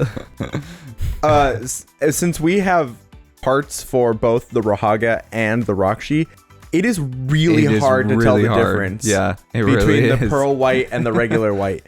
And if you're not looking at them in like good lighting, you can't tell the difference. This is just goes to show pearl colors are stupid and dumb. They shouldn't exist. To this day have no clue why they decided to make the Rakshi those weird pearl colors that you would literally never see again. They only came in those sets. Abolish pearl. So weird. So next up we got Norik, set number 4877. He was dark red, and he also had a dark red Rotuka. The Rakshi head was, of course, new in dark red, but was reused in 8931 Thulox 2007, same year, which is another Hydruka. The Technic lift arm in dark red is actually exclusive to this set. Fun fact. There were so many of these where that one simple piece, which you would not think would be exclusive, is actually exclusive to these sets. Mm-hmm. He has the Turok staff tip, of course, because Turok is the red. Turok's the red one. Just like Thulox, apparently. Yep. The Hydruka. Next up, we got Bomanga, a set number 4878. He had a black Rakshi head and a silver Rotuka. Why he had a silver Rotuka, which is the same as Gaki, I do not know. Apparently, some alternate versions of this set did come with a dark gray Rotuka. What? Which is interesting. So is it like a production error, or they just decided to do that? It seems like it's unclear why they decided to do that, but I suspect it was to differentiate between, like, to make it different from Gaki. That's really strange because all the box art and promotional images shows it. No, they show it in black. Oh, they show it in black, really? Yeah. It's like very clearly black. It's not even dark bluish gray. It is black. Interesting. Yeah, like, that is really strange. Here's the box art. Yeah, but according to Bricklink, it comes in silver. Yeah. So maybe Bricklink has it wrong. I'm not sure. Some images I saw did show it in black, though. Or in silver. The fact that they acknowledge it as an alternate item gives them more credibility, because it's like they could have easily accidentally messed up the box art or like made a last minute switch, and they're like, you know what? Messing up on the covers of their stuff is pretty common for Bionicle. Yeah. Who knows? It's hard to know. So if you have a sealed Bomanga, go ahead and open it and let us know what color Rotuka spinner I'm gonna look up to see how much a sealed Bomanga is right now. Sealed Bomanga. All right. So the Rakshi head for Bomanga was, of course, new in black because it was not pearl black. Again, so hard to tell. Actually, probably harder to tell the difference between the pearl black and the regular black than it is with the white. They're both black. What's really interesting about Bomanga is the black Rakshi head, the regular black Rakshi head, was also supposed to be used in the unreleased Kratu set, which was supposed to go with the 2004 wave, which was just a weird build that used one of the Mictoran arms for its tail. Very strange. But that was supposed to come out in 2004 before this set debuted. I suspect that the production of late wave 2004 sets and early wave 2005 sets happened essentially simultaneously, and there's a reason I say that that we'll see later. To answer your question, Thomas, Bomanga's headpiece was also seen in not one, but two bad guy polybags, which were actually identical, except that the colors were different. And they are terrifying. Oh, they're horrible. Yeah. They use a Hordika foot as their torso. It's so bad, dude. Yeah, you want to get a good laugh, just look up either bad guy or good guy on Bricklink and you will not be disappointed, I promise you. We've looked at a few of them before. Yeah. They are just, it's like, what were they even doing? Because sometimes it feels like the choice of parts doesn't make any sense. It doesn't make sense because it's like they were intentionally trying to make something that is completely incomprehensible, right? Like you're like, I can't understand any of the choices that went into this. I don't know, man. Just what? And why did it come in like the green version and then the yellow version? It doesn't make any sense. No, these are bizarre. Yeah, which isn't even yellow, it's Keytorn. But this is quick bad guy. So this guy telling me this bad guy is schmovin' all it's the name of a brand. Wait, what do you mean the name of a brand? Quick is a brand that these bad guy sets came, or these good guy and bad guy sets came packaged with different products. So like the most famous ones came packaged with Energizer batteries. No, Duracell. Or Duracell batteries. But they weren't called Duracell good guys, were they? No, they're just called good guy. Is that implying that Duracell, the company, is a good guy already? Like it'd be redundant. But they also came with the bad guy polybags too. So maybe Duracell is just the most morally neutral company of all time. Maybe the real Duracell was the polybags we had along the way. And anyway, poly in polybag, of course, stands for polyethylene. Right. Or polyamor.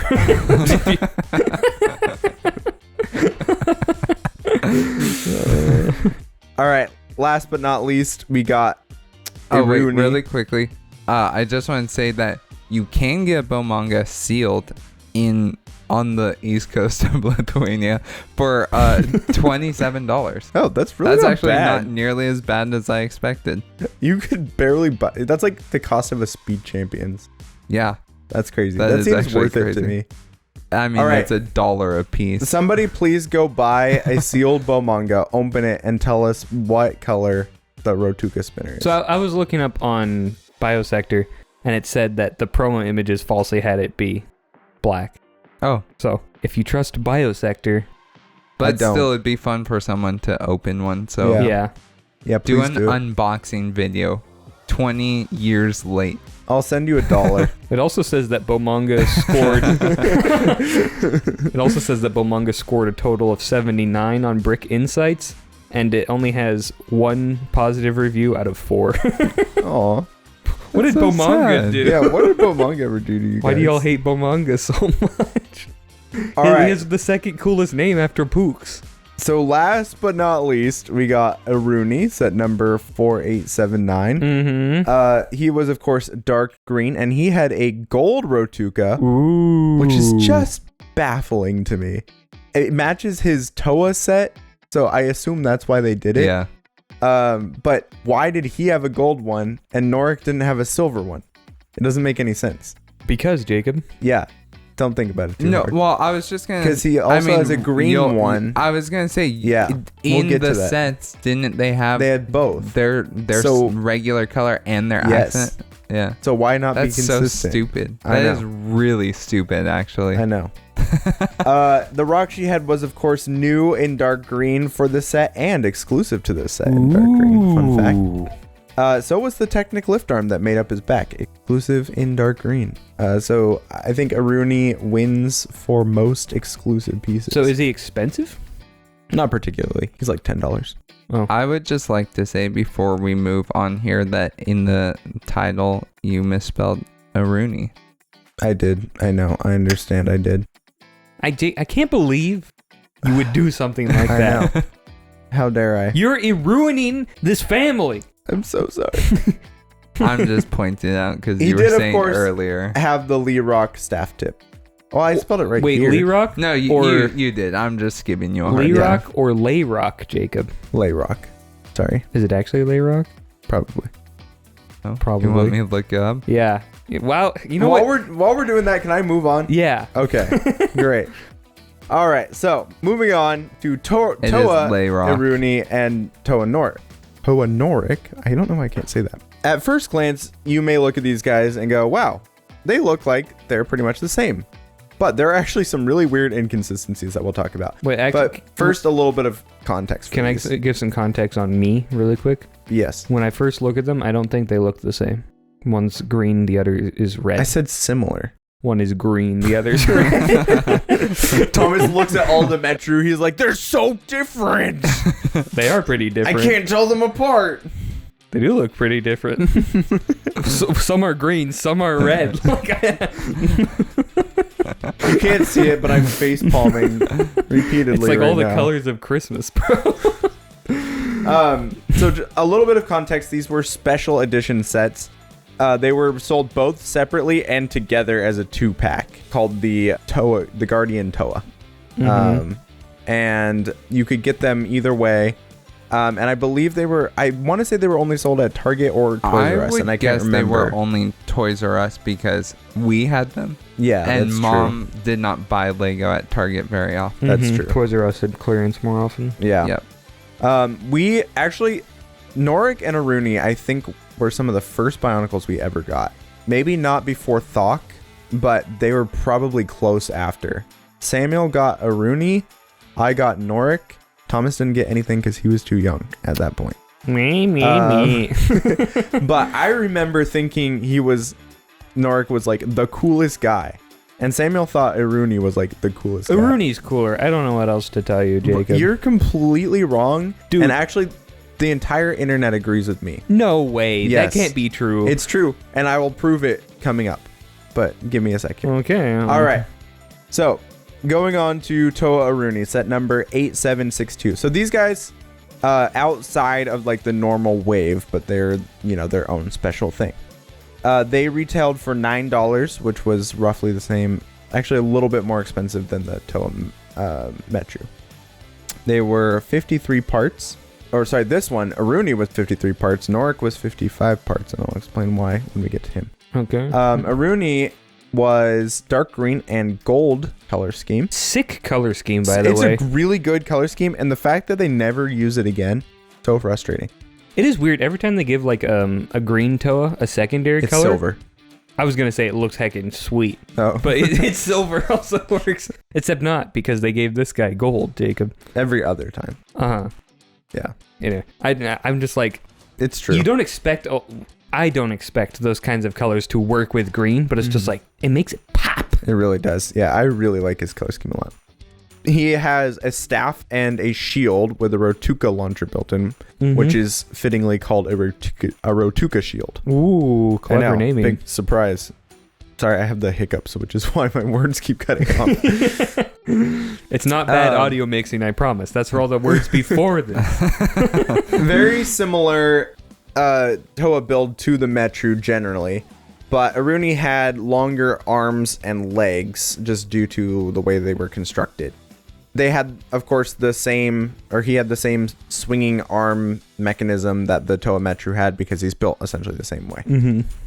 Bro is not built different. What's different, though, actually, he is built different. Oh. Because he uses Rockshi leg parts for the lower legs, which makes him a little taller. And also uses the Metru leg parts for his lower arms, rather than using the ball joint to ball joint piece that was made Metru for arm. the Metru. Yeah.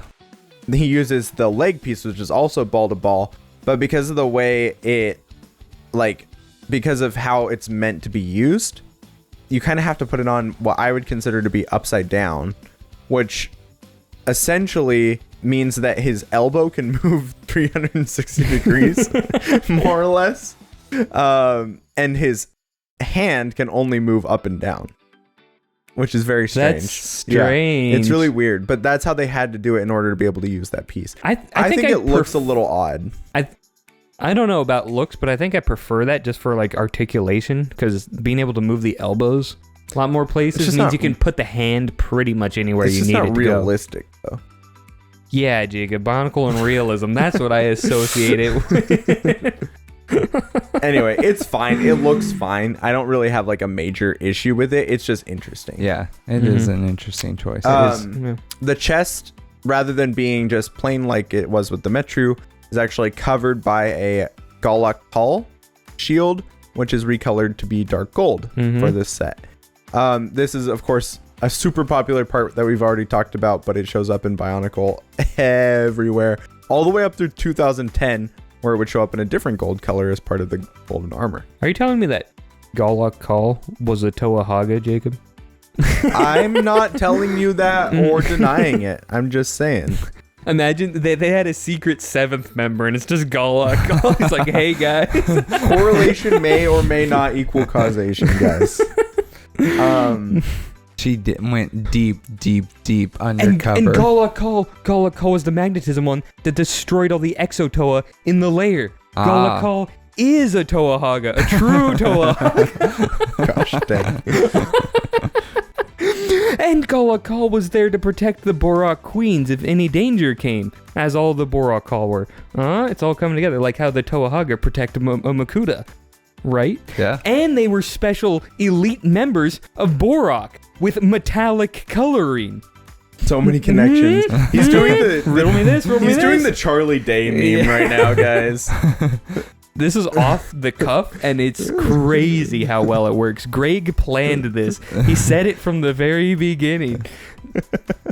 I know it. And see, they weren't going to put this piece on Aruni until Greg snuck into the lab late at night and just put the Galakal shield, and they're like, it's genius. That's my theory anyway. Continue. Oh my gosh. Sneaky Greg. It's interesting because the rest of his armor is also in that dark flat gold color, but it's the same armor pieces that were used on Lekon, in the Lekon and Kikanalo set. The staff tip. So he had 2 weapons. He had the shield and the staff. His staff tip was probably actually designed to be used in his set originally. Mm-hmm. But it ended up coming out first in the Lekon and Kikanalo set, set number 8811, which we know was designed late in the production process because of the movie. Mm-hmm. So probably what happened was they had already designed the staff tip piece for Aruni, and they ended up just using that piece for the Kikanalo set. Mm-hmm. That is a good point, because it is a really weird piece to just have in the Kikanalo. Like, why were you making a custom part for the Kikanalo when it's like you couldn't have found anything else that would have fit there? Yeah, any other spear tip like would have worked. Yeah. Right. It's not a piece that like looks like it's designed to be a head. It looks like it's designed to be a spear tip. So yeah, I think that's my personal theory, is that it was designed for Aruni first because that was already along in the production process. And since they needed to rush out the Lekon and Kikanalo set, they just used that piece that was already in production. That makes sense. That's my best guess. So, and that does actually happen often with Lego pieces, where a piece is designed for a certain set and then gets used in a different set before the one that it was designed for comes out. That happens a lot, actually. Yeah. So that's my best guess. So it's kind of interesting because that staff tip would later go on to see a lot of use all the way up through 2009. So it pops up a lot. It does share some design language with the Rockshi staff tips, which is why I got it confused when I was doing the Lekon and Kikanalo set review. They look similar in a lot of ways, but they are not. It was, it's actually a new piece. They're 2 different things, like how green and red are different things. You're just not going to let that go, are you? I really love this gold shield piece, this dark flat gold shield piece that they made for this set. Well, for these 2 sets. It's just beautiful. It's a great looking piece. Every time I look at it, it makes me happy. Mm-hmm. It sparks joy. It does spark joy. These sets spark joy like very few other Bionicle sets do for me. They're heckin' cool. The attached Rotuka spinner and the extra Rotuka holder below are really cool. Great feature. Being able to have 2 Rotuka, great. I love it. And it came with a flat dark gold and a dark green Rotuka. So this, of course, matches his Rahaga design. He did come with an exclusive new mask, Ooh. the Kulasi, the Mask of Quick Travel, in dark gold, and it would later be reused in dark green on the Matoran Defilak, which is set number 8929 in 2007. It's a cool mask. I really like this mask. Mm-hmm. Lots of reuses from these guys in 2007 for some reason. Yeah. They're like, 2007 cannibalized the Hordika. Right. Honestly, Iruni is pretty valuable in the aftermarket. He goes for like $25 to $30. But compared to Toa Norik, he is nothing. We will talk about that. No way. Yep. Okay. I think Iruni is very cool. Mm-hmm. I really like him. I think he's sick. I like the pointiness of him, but as a set, I like looking at Norik more. In promo images and in lore, I like Iruni more. He reminds me a lot of the color green. No. What is his why am I blanking out on Kreka's partners? Nadiki. He reminds me a lot of Nadiki. Yeah. Yeah. Well, he was supposed to be Nadiki, right? Yeah, originally he was supposed to be Nadiki, and then they changed it last minute to be Norik and Iruni. They're like, what if Nadiki could solo Makuta? How would that be? It was going to be Nadiki, and I forget who the Duma. red one was going to be. Oh, Duma, that's right, Mm-hmm. yeah. Yeah, they changed it the last minute. Yeah. Which I think is actually a good change. Good choice, because Yeah. now we get sweet Toa Hagah lore. Right. It's actually pretty amazing that they came up with all the lore. Like, Mhm. way to come in clutch there. They're like, we're out of time. Here, let's just spew out the best lore that we've had this whole time. And I remember the first time this comic is what opened my eyes to like the broader Bionicle lore-universe, I guess. Because when I read that comic for the first time, I'm like, no way. There's so much crazy. There's other like insane Toa teams out there doing crazy stuff. Like seeing them just like fight billions of Visorak and Exotoa. I'm like, we don't get to see the main guys do this, right? Yeah. This is crazy. This is like a real world. So reading that was like a formative experience for my Bionicle perception, because I don't know where I found it. It was so long ago online somewhere. I think we had it downloaded from like a USB or whatever, but then I lost it for the longest time. So getting to read them again, I'm like, heck yeah, these are so cool. I think what's cool about it is it's the first time that, like you said, it kind of opens your eyes to the expanded lore, because it's the first time we see that Toa teams existed where one was not like sequential to the other. Like in the fact that the Matanuva are direct, like under the tutelage of the former Metru, who were under the tutelage of Lee Khan, who, you know, presumably was, whereas like the Haga are independent. Yeah. Is the first time you see an entirely independent Toa team coexisting presumably with another Toa team. Yeah, because right? the Toa Manga and the Toa Hagah would have been active at the same times. Yeah. So it is one of those times where you're all of a sudden like, oh, there's way more going on here. Like the linear understanding I had of the way Toa work is completely shattered once you learn about the Haga. And it's like, it's cool. So true. Yeah. You know what else is cool? Toa Norik. Set The color number red. 8763. So he had the same RP as Iruni at $9. Couple more parts with 55 parts. His color scheme was dark red and silver, so contrasting with the dark Also green a and sick gold. color scheme. Or pearl light gray. Darn you, pearl light gray. He had a staff and shield just like Iruni.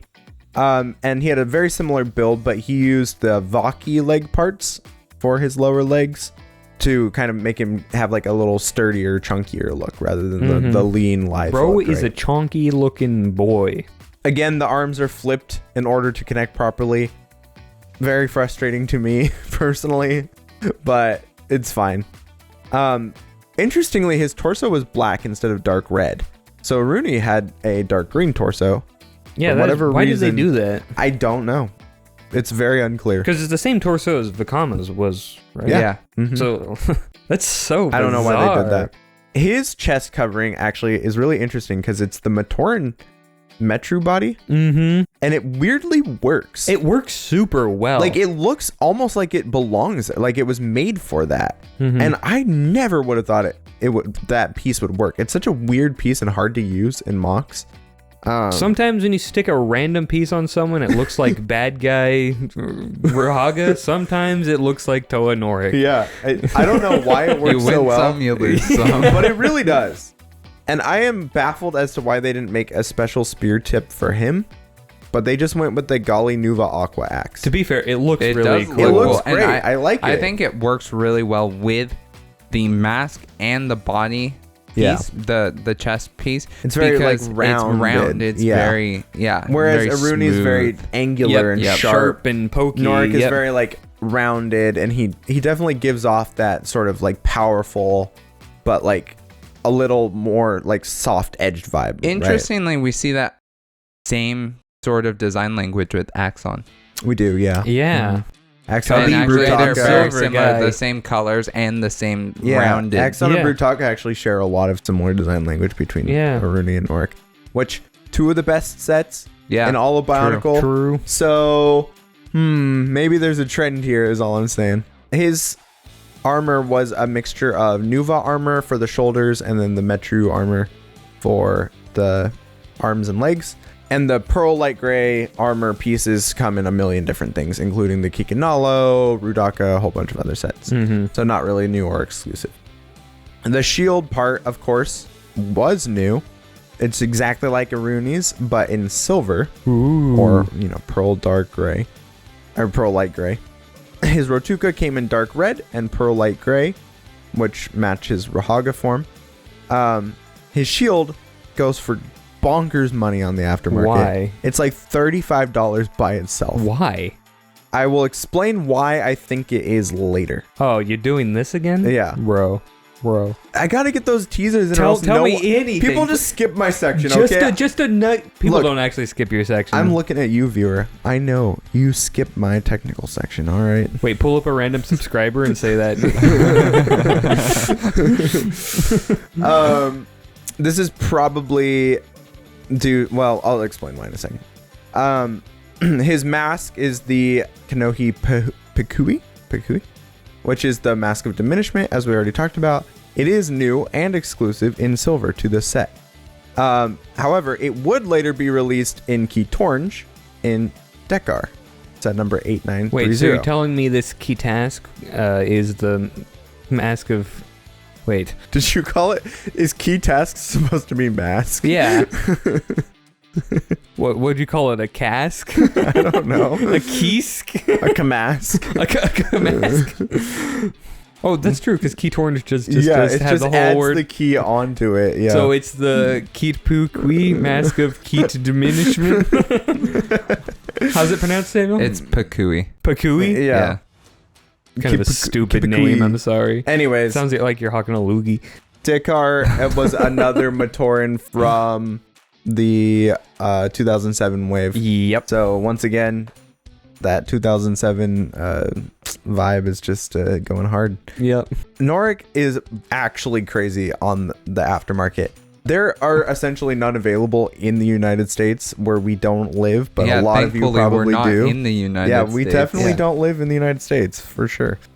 The cheapest one I can find on Bricklink is $75. What? Holy That is cow. with the canister, but no instructions, which is nuts. What? So you're looking at, if you're lucky, you could probably get him for like $50, Why? which is in comparison to a Rooney, which is like 20.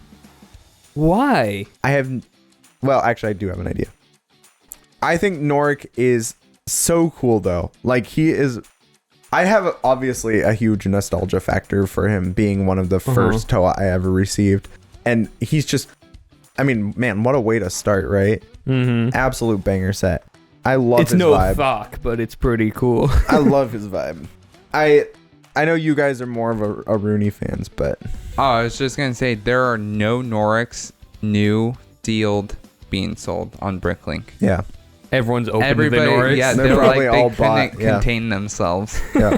They needed the mask of self-control. Yes, they did.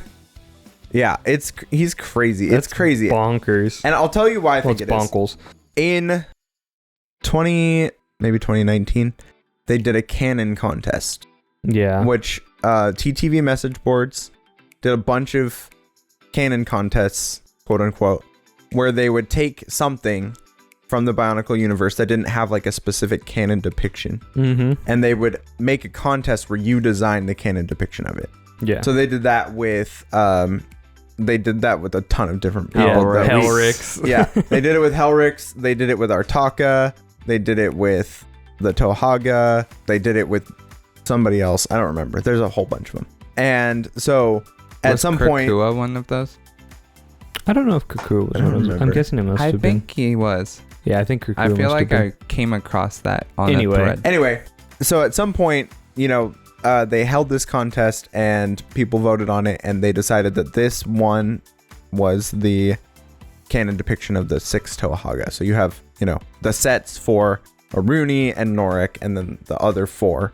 And what they did was the winning submission used each of the metallic Lego colors that were produced at the time in their submission. So Norik was silver, Aruni was flat gold, Gaki was copper, Bomanga was metallic green, and Pooks was metallic dark gray, and then what's his face? Koalas was metallic sand blue. Which great look on all of them. Yeah, they all look like they so look great. Cool. Like it's probably my favorite canon depiction. Like from the contest. And they just look so faithful to the design. They really do. Yeah, I can see these guys. I think that the reason why Norik's shield is so expensive is because people keep buying them and repainting them to be used for the other Toa. And I think silver is a lot easier to paint over than gold. And that is my best guess as to why his shield is so expensive. Yeah, that could be it. That, or maybe because they paint or dye them. And so I think it's one of the two. Now that we have 3D printers that are really, really good, we don't have to worry about that as much, which is nice. So you're saying to 3D print these shields rather than buy them? Yes, please don't buy them and paint them. Why ruin a piece when you could 3D print it just as easily and a lot cheaper? Not worth it. True. So that's my best guess why that piece is so expensive. If you know of a different reason why that's the case, let me know. I'm actually genuinely really curious, but that's my best guess. Just one note on the Toa Hagah canon depictions. They do exist as pieces that you can buy, so certain people are selling them. The best one that I've found so far is there's a seller called the Bioforge on Etsy, and they're selling the individual pieces for each Toa Hagah, just the metallic pieces on their website, and they are pretty cool and really well done from what I can see. So if you're interested in buying them, this isn't a sponsorship or endorsement. No, we don't know this person. But it's just a resource. Yeah. So yeah, that's all I have to say about the Toa Hagah. That's cool. I like the Toa Hagah. I think Bomanga is my favorite because he uses torso pieces for his arms and legs. As a set, he looks, or as the mock, the depiction, he is so cool. He's so probably cool. my favorite looking one. Anyway, all right, shall we move on to the community section? Yes, we shall. Yes, we will. You are now entering the community portion of the podcast. In this section, we showcase some of our favorite creations from talented and passionate members of the Bionicle fandom. Alright, so the first one we have is a Toa Koalas, spelled incorrectly. This is by Emo Spectre on Reddit. So just so you know, I spelled it wrong. Emo Spectre didn't spell it wrong. Yes, Emo Spectre did not spell it wrong. And so Emo Spectre is Spectre L, who we've seen actually quite a lot of art from over the few episodes that over the months. The months exactly. And so, but what I was going to say is that apparently one of the images that depicts the Toa Hagah, like all 6 of them, is also by Spectre L, like the one that people would refer to, the one that Biosector lists as like the canon depiction. Yeah. That's so cool. So, just kind of a fun fact. This person is an OG. That's crazy. I didn't actually know that. When I see the pictures, it just translates instantly to lore. Yeah. I also love that canon depiction by this creator because it is really, really cool. All the Toa Hagah look so heckin' cool. You can't really go wrong with the Toa Hagah art. No. Because they're just so cool individually. Yes. And that's what I like about the Toa Hagah, because it's all these disparate people who've mastered their craft and done thousands of years of experience already, and then coming together to make a well-functioning team. It's like, that is so cool. And they're all like united by their metallic colors and whatever. I'm like, that's incredible. But should we look at this actual picture? Yes, let's look at the actual picture. Yeah. This one is so cool. Like leaning heavily into that like robot and mechanical, but like very sharp, not sharp angled, but like almost soft angled aesthetic. I don't know how to call it. Yeah, I don't know exactly how I'd describe it. It kind of looks like Kopaka Fantoka. The mask does. Yeah. It's not quite as harsh as the original representations of some of the masks. Yeah. But then also the bird, because it's the mask of Rahi control. Yep. It looks really nice, and I do like the kind of just heftiness of Koalas's design. Like, he's very... Well, I think what it's going for is, like, it's very compact. Like, there's no wasted space. That's a good Because he's point. out in the rugged wilderness in this picture, right? So it's like he's got to be... Everything he carries has a purpose and a way to do it. Yeah. So I like that you can see the shield over in the side there. Yeah, and then the picture with the shield and without the shield. Yep. And so yeah, this is all, and the weapon is sick as well. And then the last two pictures of like his equipment and mask, I'm like, this is just a really sick looking thing. Like, it really is. Excellent art. I fully agree. Yeah. All right. Next up, we have A Koalas and Bomanga by Sylvac the Mockist. That makes sense. Mockist on TTV message I love boards. this. Dude, this one is so good. It's so funny. Dude, this art style, what is, like, it reminds me of something. It will come to my head way later, but I know, that's... the gorilla aesthetic for Bomanga is excellent. Yeah. I love it. So accurate. He's got that very like ape-like. I also like having the gorilla aesthetic with like a spear, because it's like, it's so tiny compared to his entire hand. Well, it's actually interesting because the canon depiction of Bomanga beefs up the spear a little bit by adding those like tube pieces onto it instead of just having the axle. Yeah. So it looks a little bit more realistic in his hands. Just a little bit. He also has fingers in the canon depiction, which is fun. Huh. Greg's not gonna like that one. Anyway. Koalas is very thin Yeah. in comparison. Yeah. I like it. I love the big guy and little guy aesthetic. Yeah, it's so peak. Works every time. Yeah, I love it. And the way they're posed is like so dynamic and it's just great. I love it. And the little cape off Koalas, like that's a great choice to have, and just like I always love it when they integrate stuff like that. So super cool. Next up, we have an entire representation of the Toa Hagah, and this is by Perpetual Music on Safe Reactor. So Perpetual is the lead artist for Red Star Games, and their stuff is incredible. They're the one that made the giant sea monster. Yeah. Dude, Bomanga is so Bomanga is huge. It's so cool. Yeah, I Thomas love was that. pointing this out to me earlier because we were looking at this one. He was saying, like, they're all so well represented, and like you see Koalas he's riding a Kikanalo and then has the flying Rahi around him because of 'Cause he has course the mask of Rahi yeah, control. exactly. Yeah. And then Bomanga's huge because he can be, right? That's his mask power as well as to grow in size, right? Yeah. So I just thought the compositing of this one is so good. I also like how Norik's mask is drawn, where it's taller and more slender. It looks a little bit more powerful to me. Yeah, everyone looks so like competent and like powerful and like ready to go. And this is the picture that sold me, where I'm like, these guys would destroy Destral. Like, Yeah. I can believe these guys took it out. right? I feel like this picture reminds me so much of Halo Reach for some reason. Oh, like it totally is.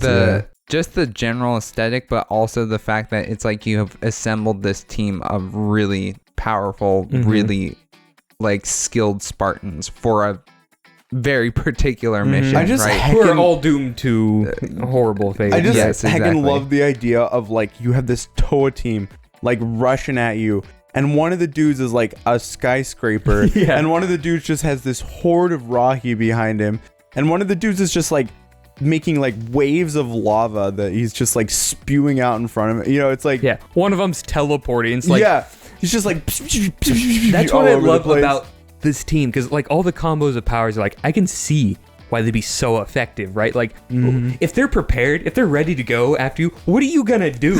You can't do anything. They can teleport. Guess I'll die. Exactly. It's so good. Yeah. I don't think we've glazed the Toa Hagah hard enough. Yeah. Imagine, like, sir, we finally beat the Toa Hagah. Like, that was a Rahaga. And that was only one. That was There's just 5 more, bro.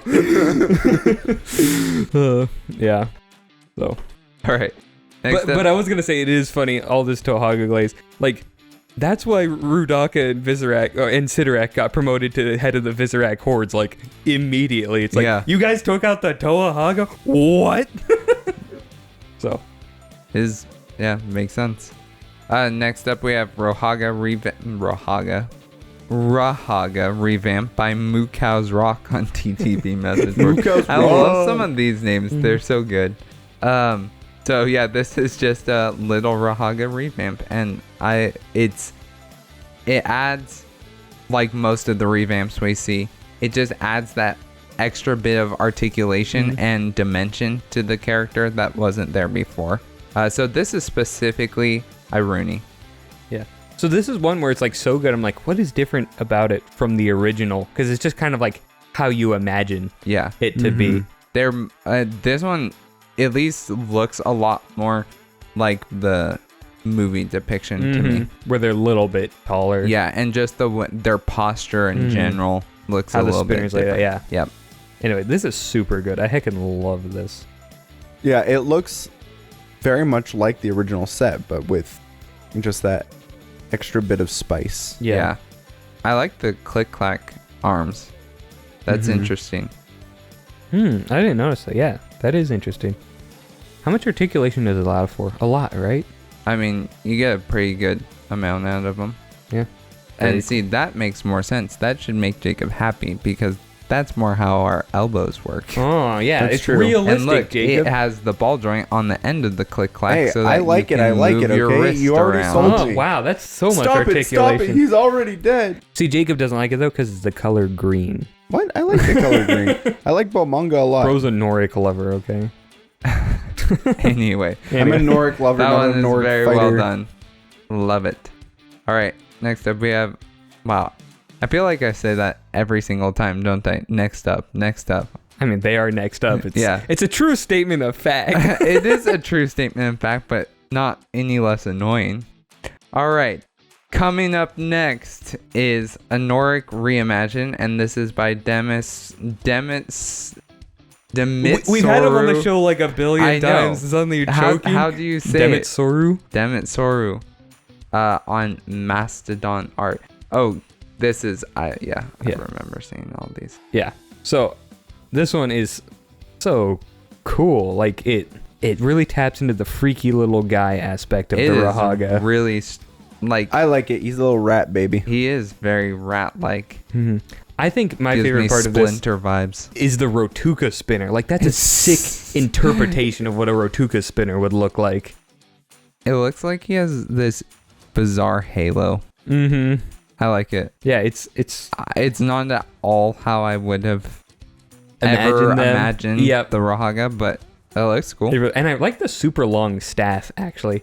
I Adds feel unique like it's flavor. actually kind of it's really faithful to the Rahaga, especially from the movies, I mean, it has a tail. while being unique in its own way. You know, I think it's just unique in its own way. like it gives that vibe. Gives me the vibe of looking like a really cool piece of art. But that's just me. That's just Oh wait, Jacob likes it because it's red. I do like it. I hate this thing. I like red things. Not green What can I enough. say? 0 out of 10. All right. The last one we have for today is this is a gawky, just piece of art. And this is by Darth Spectre, who is Spectre Elf. So we're just finding all of the places that Spectre Elf posts their work. Correct. So this is on ArtStation, if I didn't already say that. It's on ArtStation, by the way, guys. I think it's on ArtStation. Just in case you're not sure, it is by Darth Spectre it on definitely AllStation. is on ArtStation. Oh, okay. Oh. I thought it was on ArtStation. Wait, who's it by on ArtStation, Jacob? It could be anybody. I think it might be Spectre L. I don't know. I think it's Darth Spectre. Oh, shoot, you're right. This is a stupid conversation. Yeah. All right. Going Notice back how conversation rhymes with ArtStation. Curious. Boring to this, conversation Spectre anyway. is so good at doing like gesture. Like, The honestly, understanding Gaki of looks like she's gesture- going to kill you Yeah, in this right there. It's pretty Well, and intimidating. the thing I really not like- gonna lie. First of all, the hand is insane. Like, what a good hand. Are you seeing this? Yeah. Oh, that has fingers. Greg's not going to like that. But I also love the Toa Metru symbol. That's what I was behind gonna her, point yeah. out. I I'm was like- like, oh, that's smart.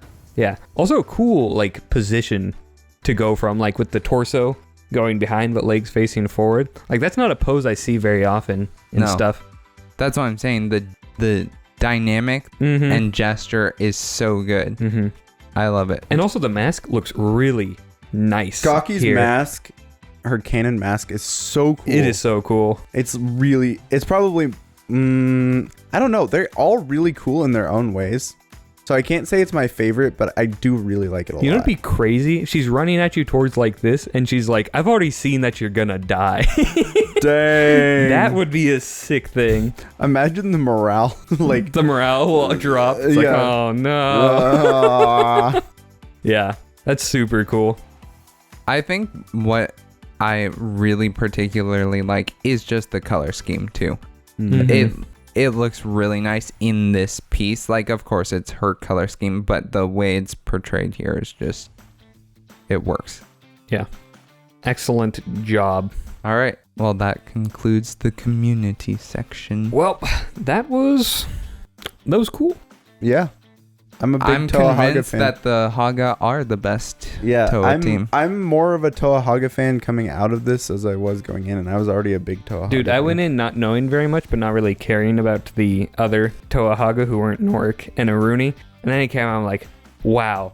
Like, I'm thoroughly convinced they're the best normal Toa team you could possibly have. Yeah. Like, what the heck were they thinking? We saved the best Toa team for a certain group that may or may not be appearing in the near future here. Yes. They will be appearing, just to assure. No, we only mentioned the Paraka, never the Toa. It's very exciting because finally, after all this time, it's time. Yep. It is finally time to talk about our all-time. Well, no, all of our- we're gonna recap Metru Nui. Yes. Just Very put a nice soon. bow on Very things. soon, it will be time to talk about our all-time favorite Toa team. That is all of us collectively. We all agree on this, which is relatively rare. That's Because true. they're goated with the sauce. They are goated with the absolute sauce, and I cannot wait to talk about them. Yeah. But you're going to have to wait to find out who they even are Yep. until 2 weeks. You, dear viewer, you have no clue. You have no idea where I am. Have you guys ever considered how badly this is going to age when we look back and go, what does goated mean? What does the sauce mean? We made like 35 references in this episode alone But that no one's going to be able to understand. References are eternal, Jacob. Look, we make references to movies from like the 40s. So I'm pretty sure in 80 years, Wait, they're gonna... what movie in the 40s did we reference? Charade? No, I don't know if we reference one today. I'm saying in our daily life, we have referenced really old We're also movies. a bunch of freaks. Little freaks. Yeah, but maybe there'll be little freaks in the future who remember movie quotes from our time, right? Well, maybe they'll remember what Go did with the sauce. We means. weren't arguing that the references were good. I wasn't arguing No, that Jacob the was references... arguing the references Anyway. were going to be outdated. But I feel like references to movies and If they're good movies, they're yeah. eternal. The However, Acceleracers references aren't going to age very well. This is insanely boxer, guys. like Acceleracers, they will not age very well. Whoa, you stop the slander right there, buddy. Okay, that's boy. it. We're doing an acceleration podcast next. Make sure that you tune in next time to hear about the Metru Nui recap and get ready for Wave 2 of Bionicle. Mm-hmm. Well, it will be a Wave 2 is completely inaccurate. It's going to be a recap and a tier list as we go and examine who our Please, favorite characters no more are. tier Oh yes, list. it will be a tier It will list. not Sam. be a It's tier gonna be. list. It will be a It's tier not list. only Will not is it be. going to be a tier list. It's going to be a tier list against Samuel's will, which makes it so much better. Mm-hmm. Yeah. It's going to be a tier I was just going to list. say, it's going to cause me to have mini tiers. So Yes. yeah, get ready, guys. It's coming. Yep. So don't forget. Also, if you have any questions, put them in the comments. #AskBonkle. Mm-hmm. We will Answer the questions. We will answer them at Mhm. a future time. So we love to get questions. We love to answer questions. As deemed by the length of our Q&A video that was like 2 hours long. Half of it just about the elements. Well, that's all. Good night, Metru Nui! This brings us to the end of today's podcast. If you enjoyed the discussion, please follow us on Spotify or Apple Podcasts. If you like to watch instead of listen, you can also find us on YouTube. The Barraki Talk Show is only made possible thanks to viewers like you. Thank you.